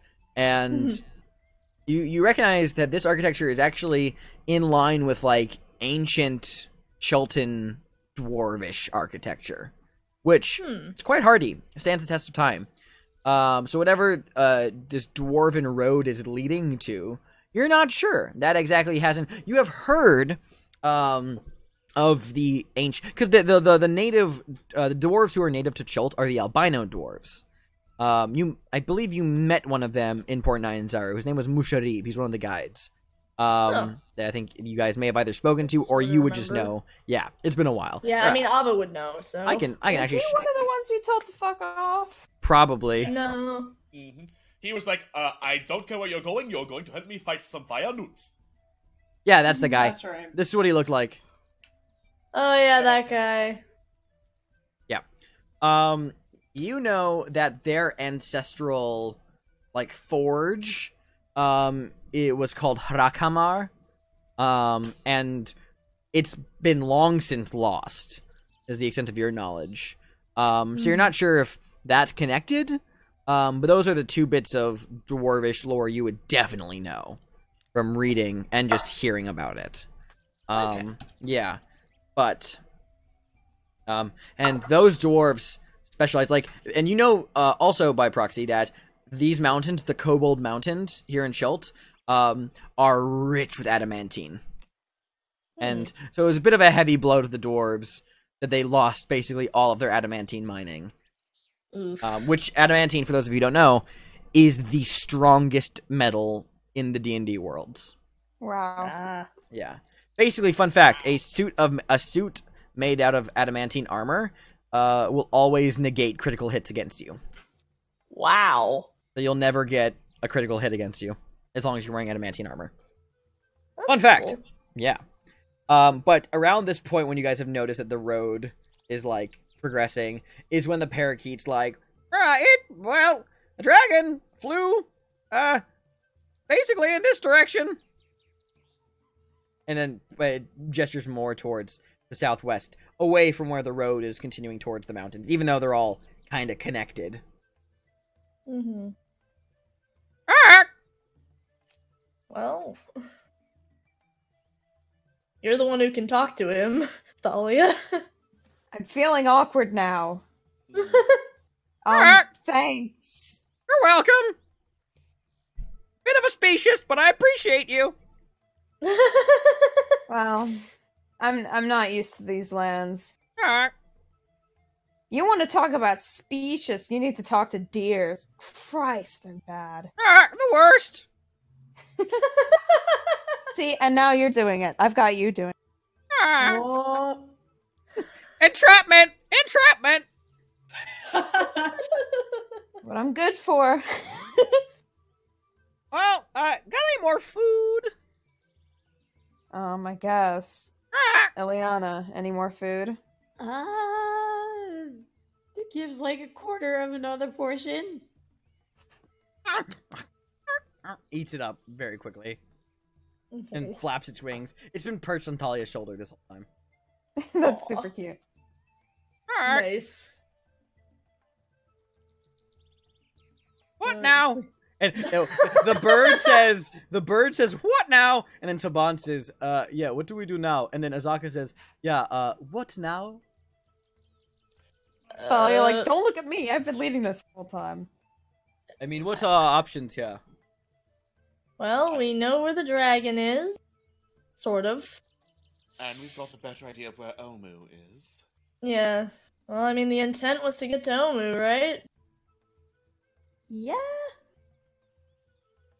So I guess Could that's where anybody? This is Taban speaking. Could anyone fill me in a little bit more of what we're going to expect here in Omu? Bad. a lot of snakes. Gargoyles too, apparently. Fuck those things.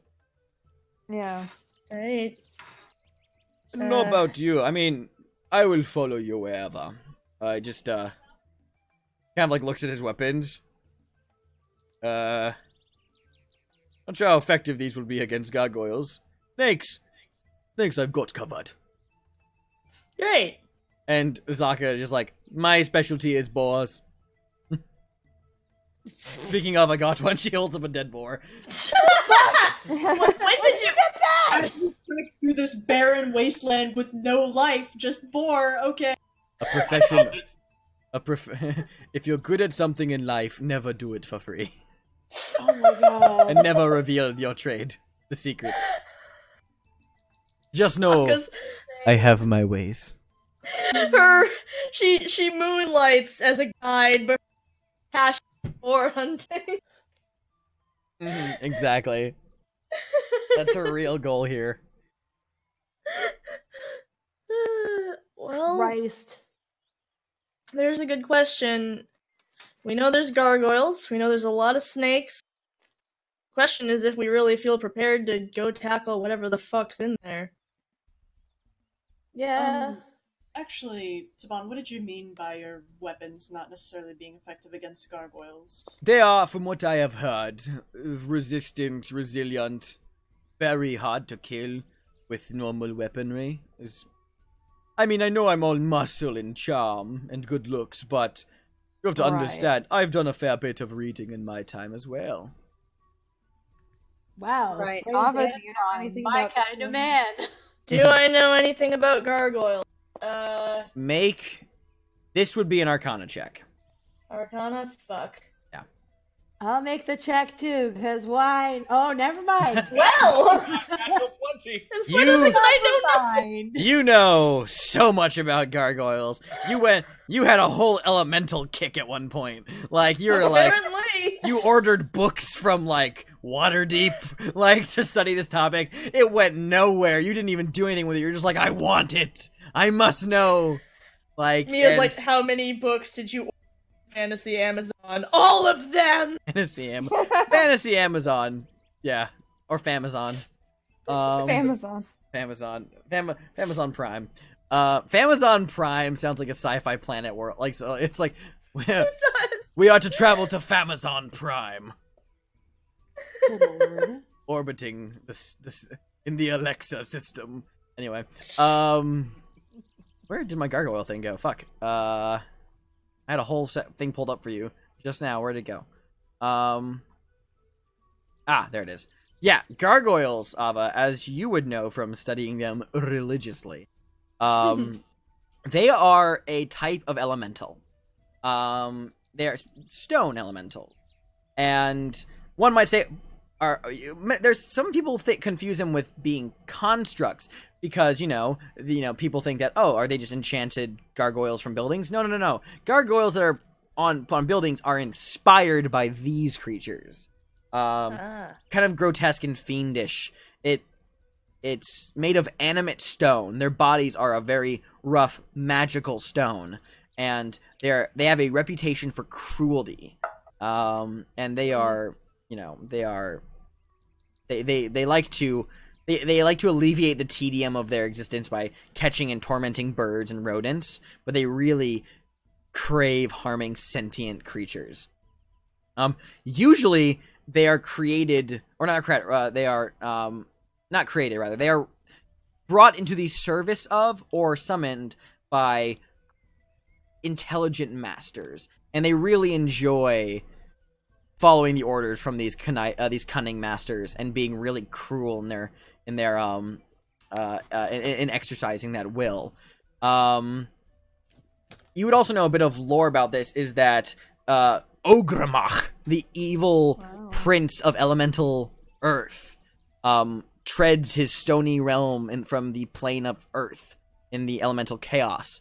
And as he leaves broken shards of stone in his wake, those shards are imbued with slivers of sentience, and those thrum and build and become gargoyles.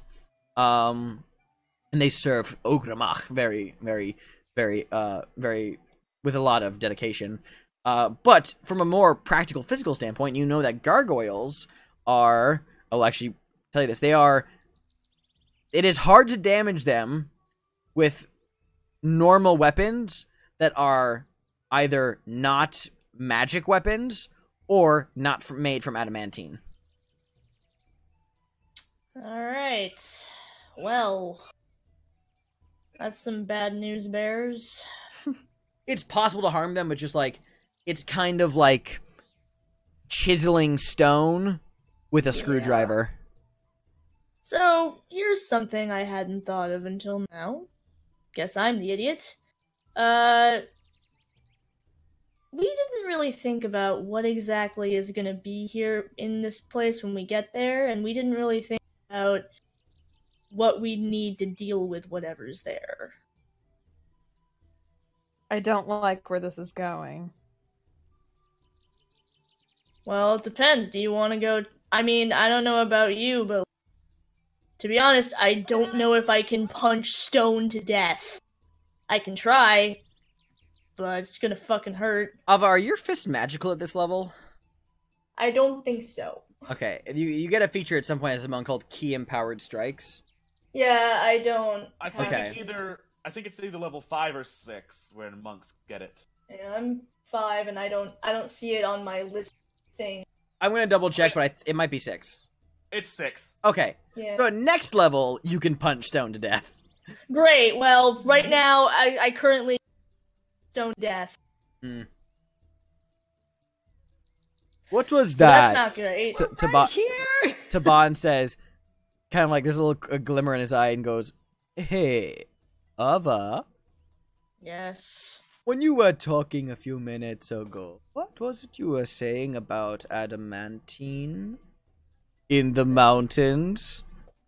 It's the strongest metal. With the red dragon. And that there is apparently there's a red dragon in the mountains as well. Coincidence, maybe. And potentially, as you were saying, a dwarven stronghold of adamantine mining.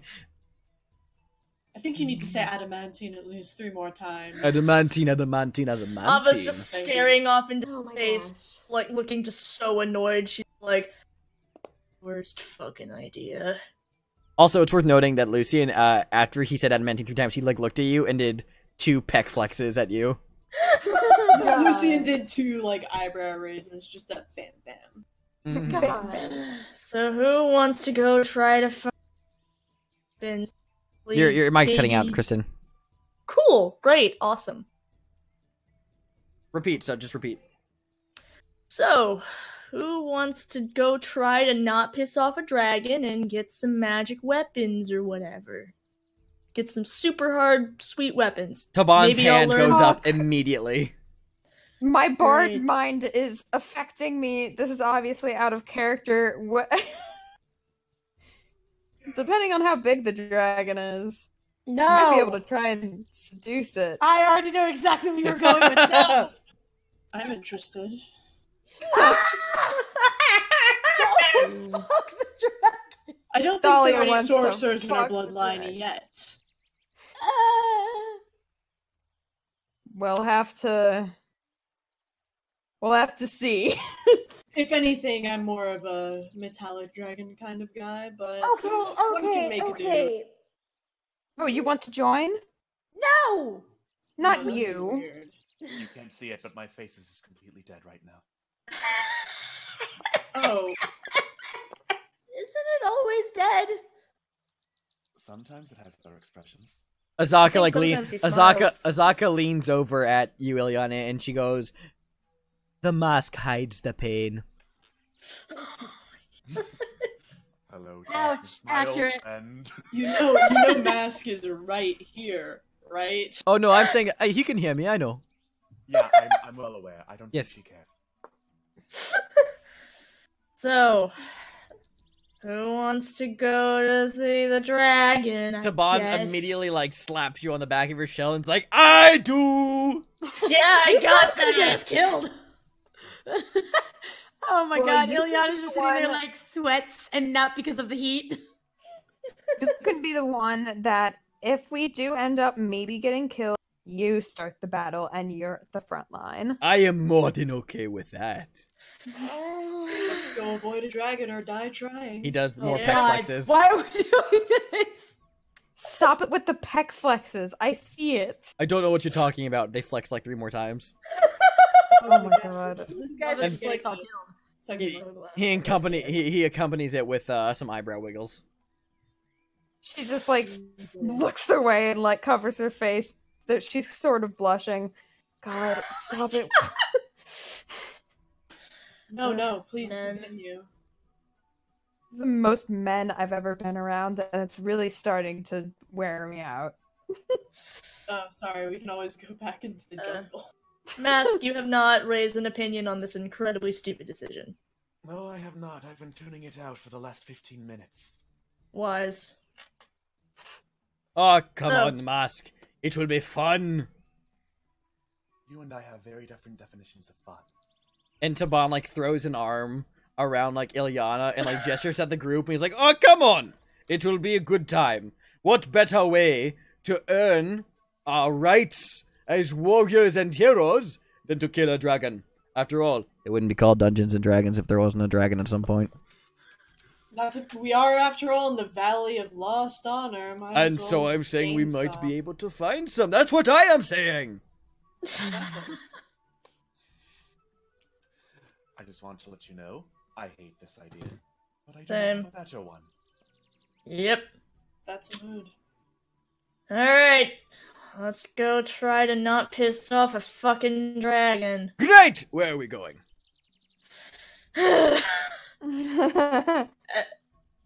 Well, Lord. I'd say maybe let's follow the road. After all, the dragon went more to the southwest, and the road goes sort of to the slightly northwest. Yeah, from the where we road were staying. goes towards the mountains here.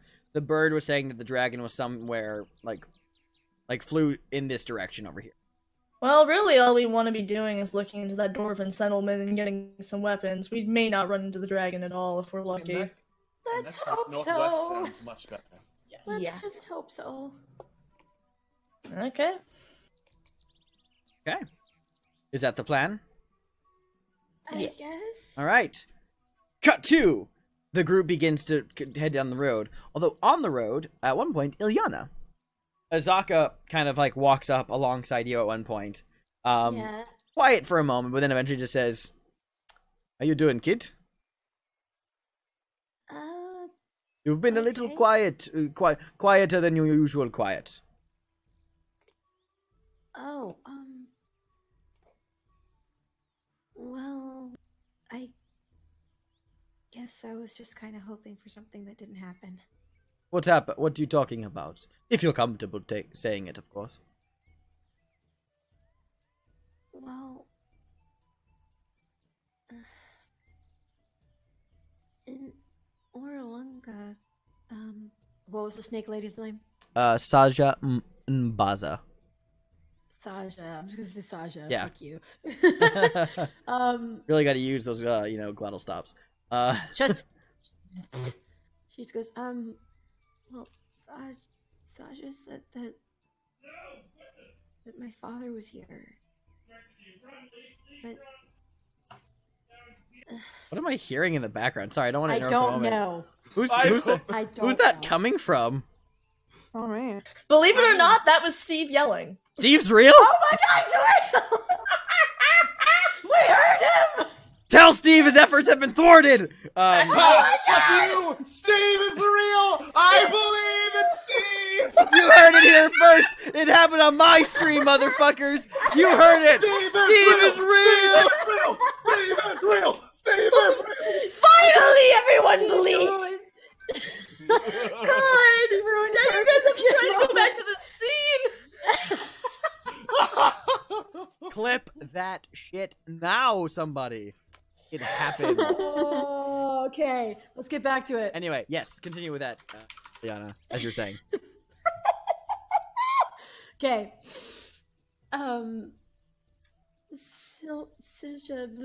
Fuck Snake Lady said that I'd find my dad at Omu, but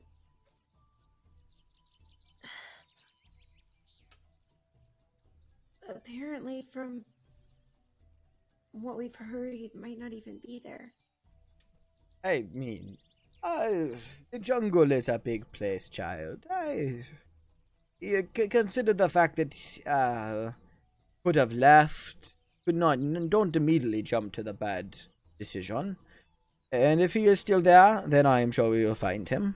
Like, it's a big jungle, and there's not a lot of safety between ruins. Not that the ruins are safe and all, but you know, if I were him, I'd probably bed down for a while as well. But it has been a long time since that prediction got to you. But in all the years I've known Sasha, she has never steered me wrong, never given a bad prediction, and it is entirely possible that as she sees futures, she might have been speaking about the future that he will be there when you get there. He might not have been there this whole time, you know? Nagas. I don't know if that makes it better or worse. Are all the same. Like I said, Sasha's visions are always correct. So, if she said you will find him in Omu, you will find him in Omu. It is destined to be. Well, I hope you're right. Well, care for some boar jerky? God damn, Masaka. God damn it. Ilion just gives a small smile and takes the jerky. I understand what you are saying, though, child. I know what it is like to fear, or at least worry about those you care about. You know?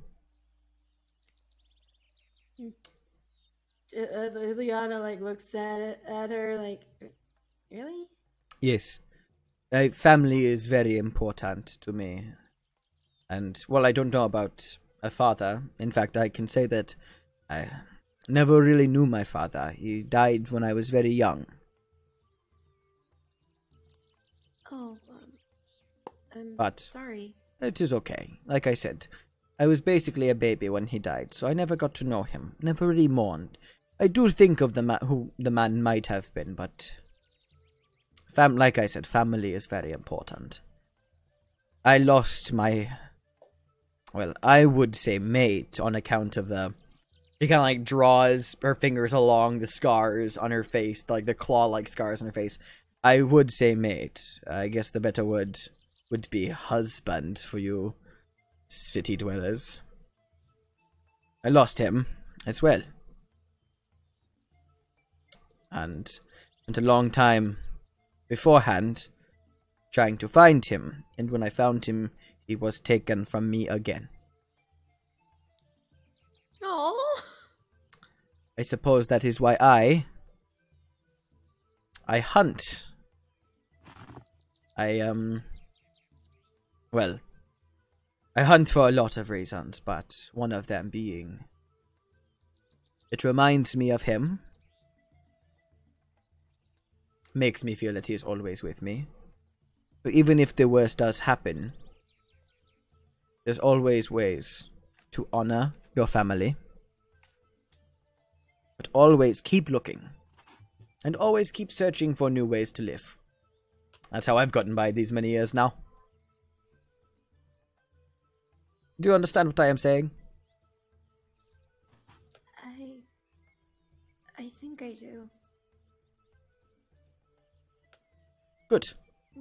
Iliana gives a small nod. She kind of like wraps an arm around you and like squeezes you a bit, and she's like, "Ah, there's the smile. Oh. Come on." I can't believe we got a Zako backstory before Thalia. Right? Yeah. Azaka's like way more open about talking, so That's I'm fair. surprised. Zaka kind of calls over her shoulder. Hey, Mask! Yes? Do you want to finish off this bag of boa, Jackie? I'm feeling kind of full. I'm sure that Taban could easily use some more. He's like, oh, yes, I could. And they toss the bag over to him. Good lord. She gives Ileana a pat on her back, straddles up next to Mask, and just kind of walks next to him. Just walks and just continuing walk as everyone else is moving along. And then she says, I've been meaning to say to you, by the way, you are a lightweight. And I very much would like to drink with you again. Outside of the confines of a tavern. Where rules do not matter. Also, you're creepy as shit. Oh my gosh, she's down to fuck! Oh my gosh, she does! Azaka says, also... She's down to fuck! Stop reading into this. Azaka... BTF. Azaka, like, pats the side of your mask, just, kind of, like, idly, like, swats at it, and she goes, you're creepy as fuck. But you are cool. And she just keeps walking. She's so down to fuck! Zaka, what is getting into you? Oh my goodness. Oh my god, she's in heat! Oh my god, it's all the boar hunting. She's Mask slowly turns to Azaka and is like, wine. Oh god! What? She, like, turns back and goes, what? She was, like, walking ahead of you and goes, what? I said I see. You see what? You dropped a lot of information. It's an expression. Do they not have that in Schultz? No, they do. I'm just fucking with you. She just keeps walking. I feel like Ava overheard this and just starts fucking cracking up. Ileana probably heard it, like, because she was, like, paying attention after Azaka dropped her info bomb, because she was just like, oh, that was kind of nice. Then hears all this, goes, oh, no. And, like, covers her face, like, sort of, like, puts blinds on her eyes as she walks forward, like, I'm not hearing this. Well. So, eventually, you guys can see that about 10 miles from your current position, the mountain draws ever near. And the wastelands and ruins are especially beginning to grow thick and dense and more jagged and closer together as the landscape ascends ever upward, up into the foothills. And as you guys are just walking on this day, what is everyone's passive perception? Oh, god damn it. What fear. 16. Okay. 20. 20, okay. Damn. Okay. Okay, cool. The majority of you would then notice the fact that in the ruins, you make out several shapes that are stepping out of the ruins onto the road up ahead. Not stealthily, but they're just stepping on to block the road. And soon, of course, this is brought to everyone's attention as you see that there are 4 pale shapes standing on the roads wearing grass skirts, and armor and weapon that seems to be made out of a mix of dinosaur bones, flint wood, and dinosaur hide. You can make out that these beings are about no more than 4 feet tall, bulky and squat, low heads, big noses, over a thick brow, and long beards. Ava, you would recognize these immediately as albino dwarves. Yep. They hold hand axes by their sides, and they have red tattoos across their pale skin. And one of them just steps forward and holds a hand up to the group to kind of signal a halt, and the other hand is holding an axe in the other hand as you guys approach. Well, I know Ava I'd say we halt. Yeah. I mean, that means stop, so... Yeah. Halt means stop. We stop, probs. I would hope so. Everyone stops. Everyone's kind of on edge. The one at the head is a albino dwarf female. As she like slowly steps up towards the group, kind of keeping a distance of about 15 feet, but like kind of walks ahead. The other albino dwarves have their hands on their hand axes by their sides, but she kind of approaches and just looks at you all with this stern, steely gaze at each of you, and then no words. Like looks over each of you, nods as she kind of processes. She turns around and points with the hand axe at the mountain, and then back at you. And she says, "Bionoots have taken over our ancestral forge." I was like, oh no. And then she points, and then as you grow, the hand axe gets pointed at you, Ava, and she goes, "Kill them." Oh, what? No. No. She points. She was saying that as an order of like, this is yeah. She's like, fire newts, kill them. Fire newts, you should kill them. Okay. No. I was like, if we help you, can you help us? Like, studies you for a long moment. He holds up 2 fingers. We will give you 2 things. You can take 20 ingots of refined adamantine from the forge. Oh no. And, if you would like, we can show you a crashed flying boat. And that's where we're gonna end right now. Oh. Back on? This is a crashed flying boat. So yeah. Well, Okay. I've never heard of anything wild like that. Indeed. So, well, that is our session for this week. Stay tuned for the next episode, which will happen not next week, but the week after that. Next week, I will be hosting a stream. Same time, same place, here on Twitch. So stay tuned for that. More information to come. But until next time, thank you for watching. This has been Tomb of Annihilation. Good night. Night. Right.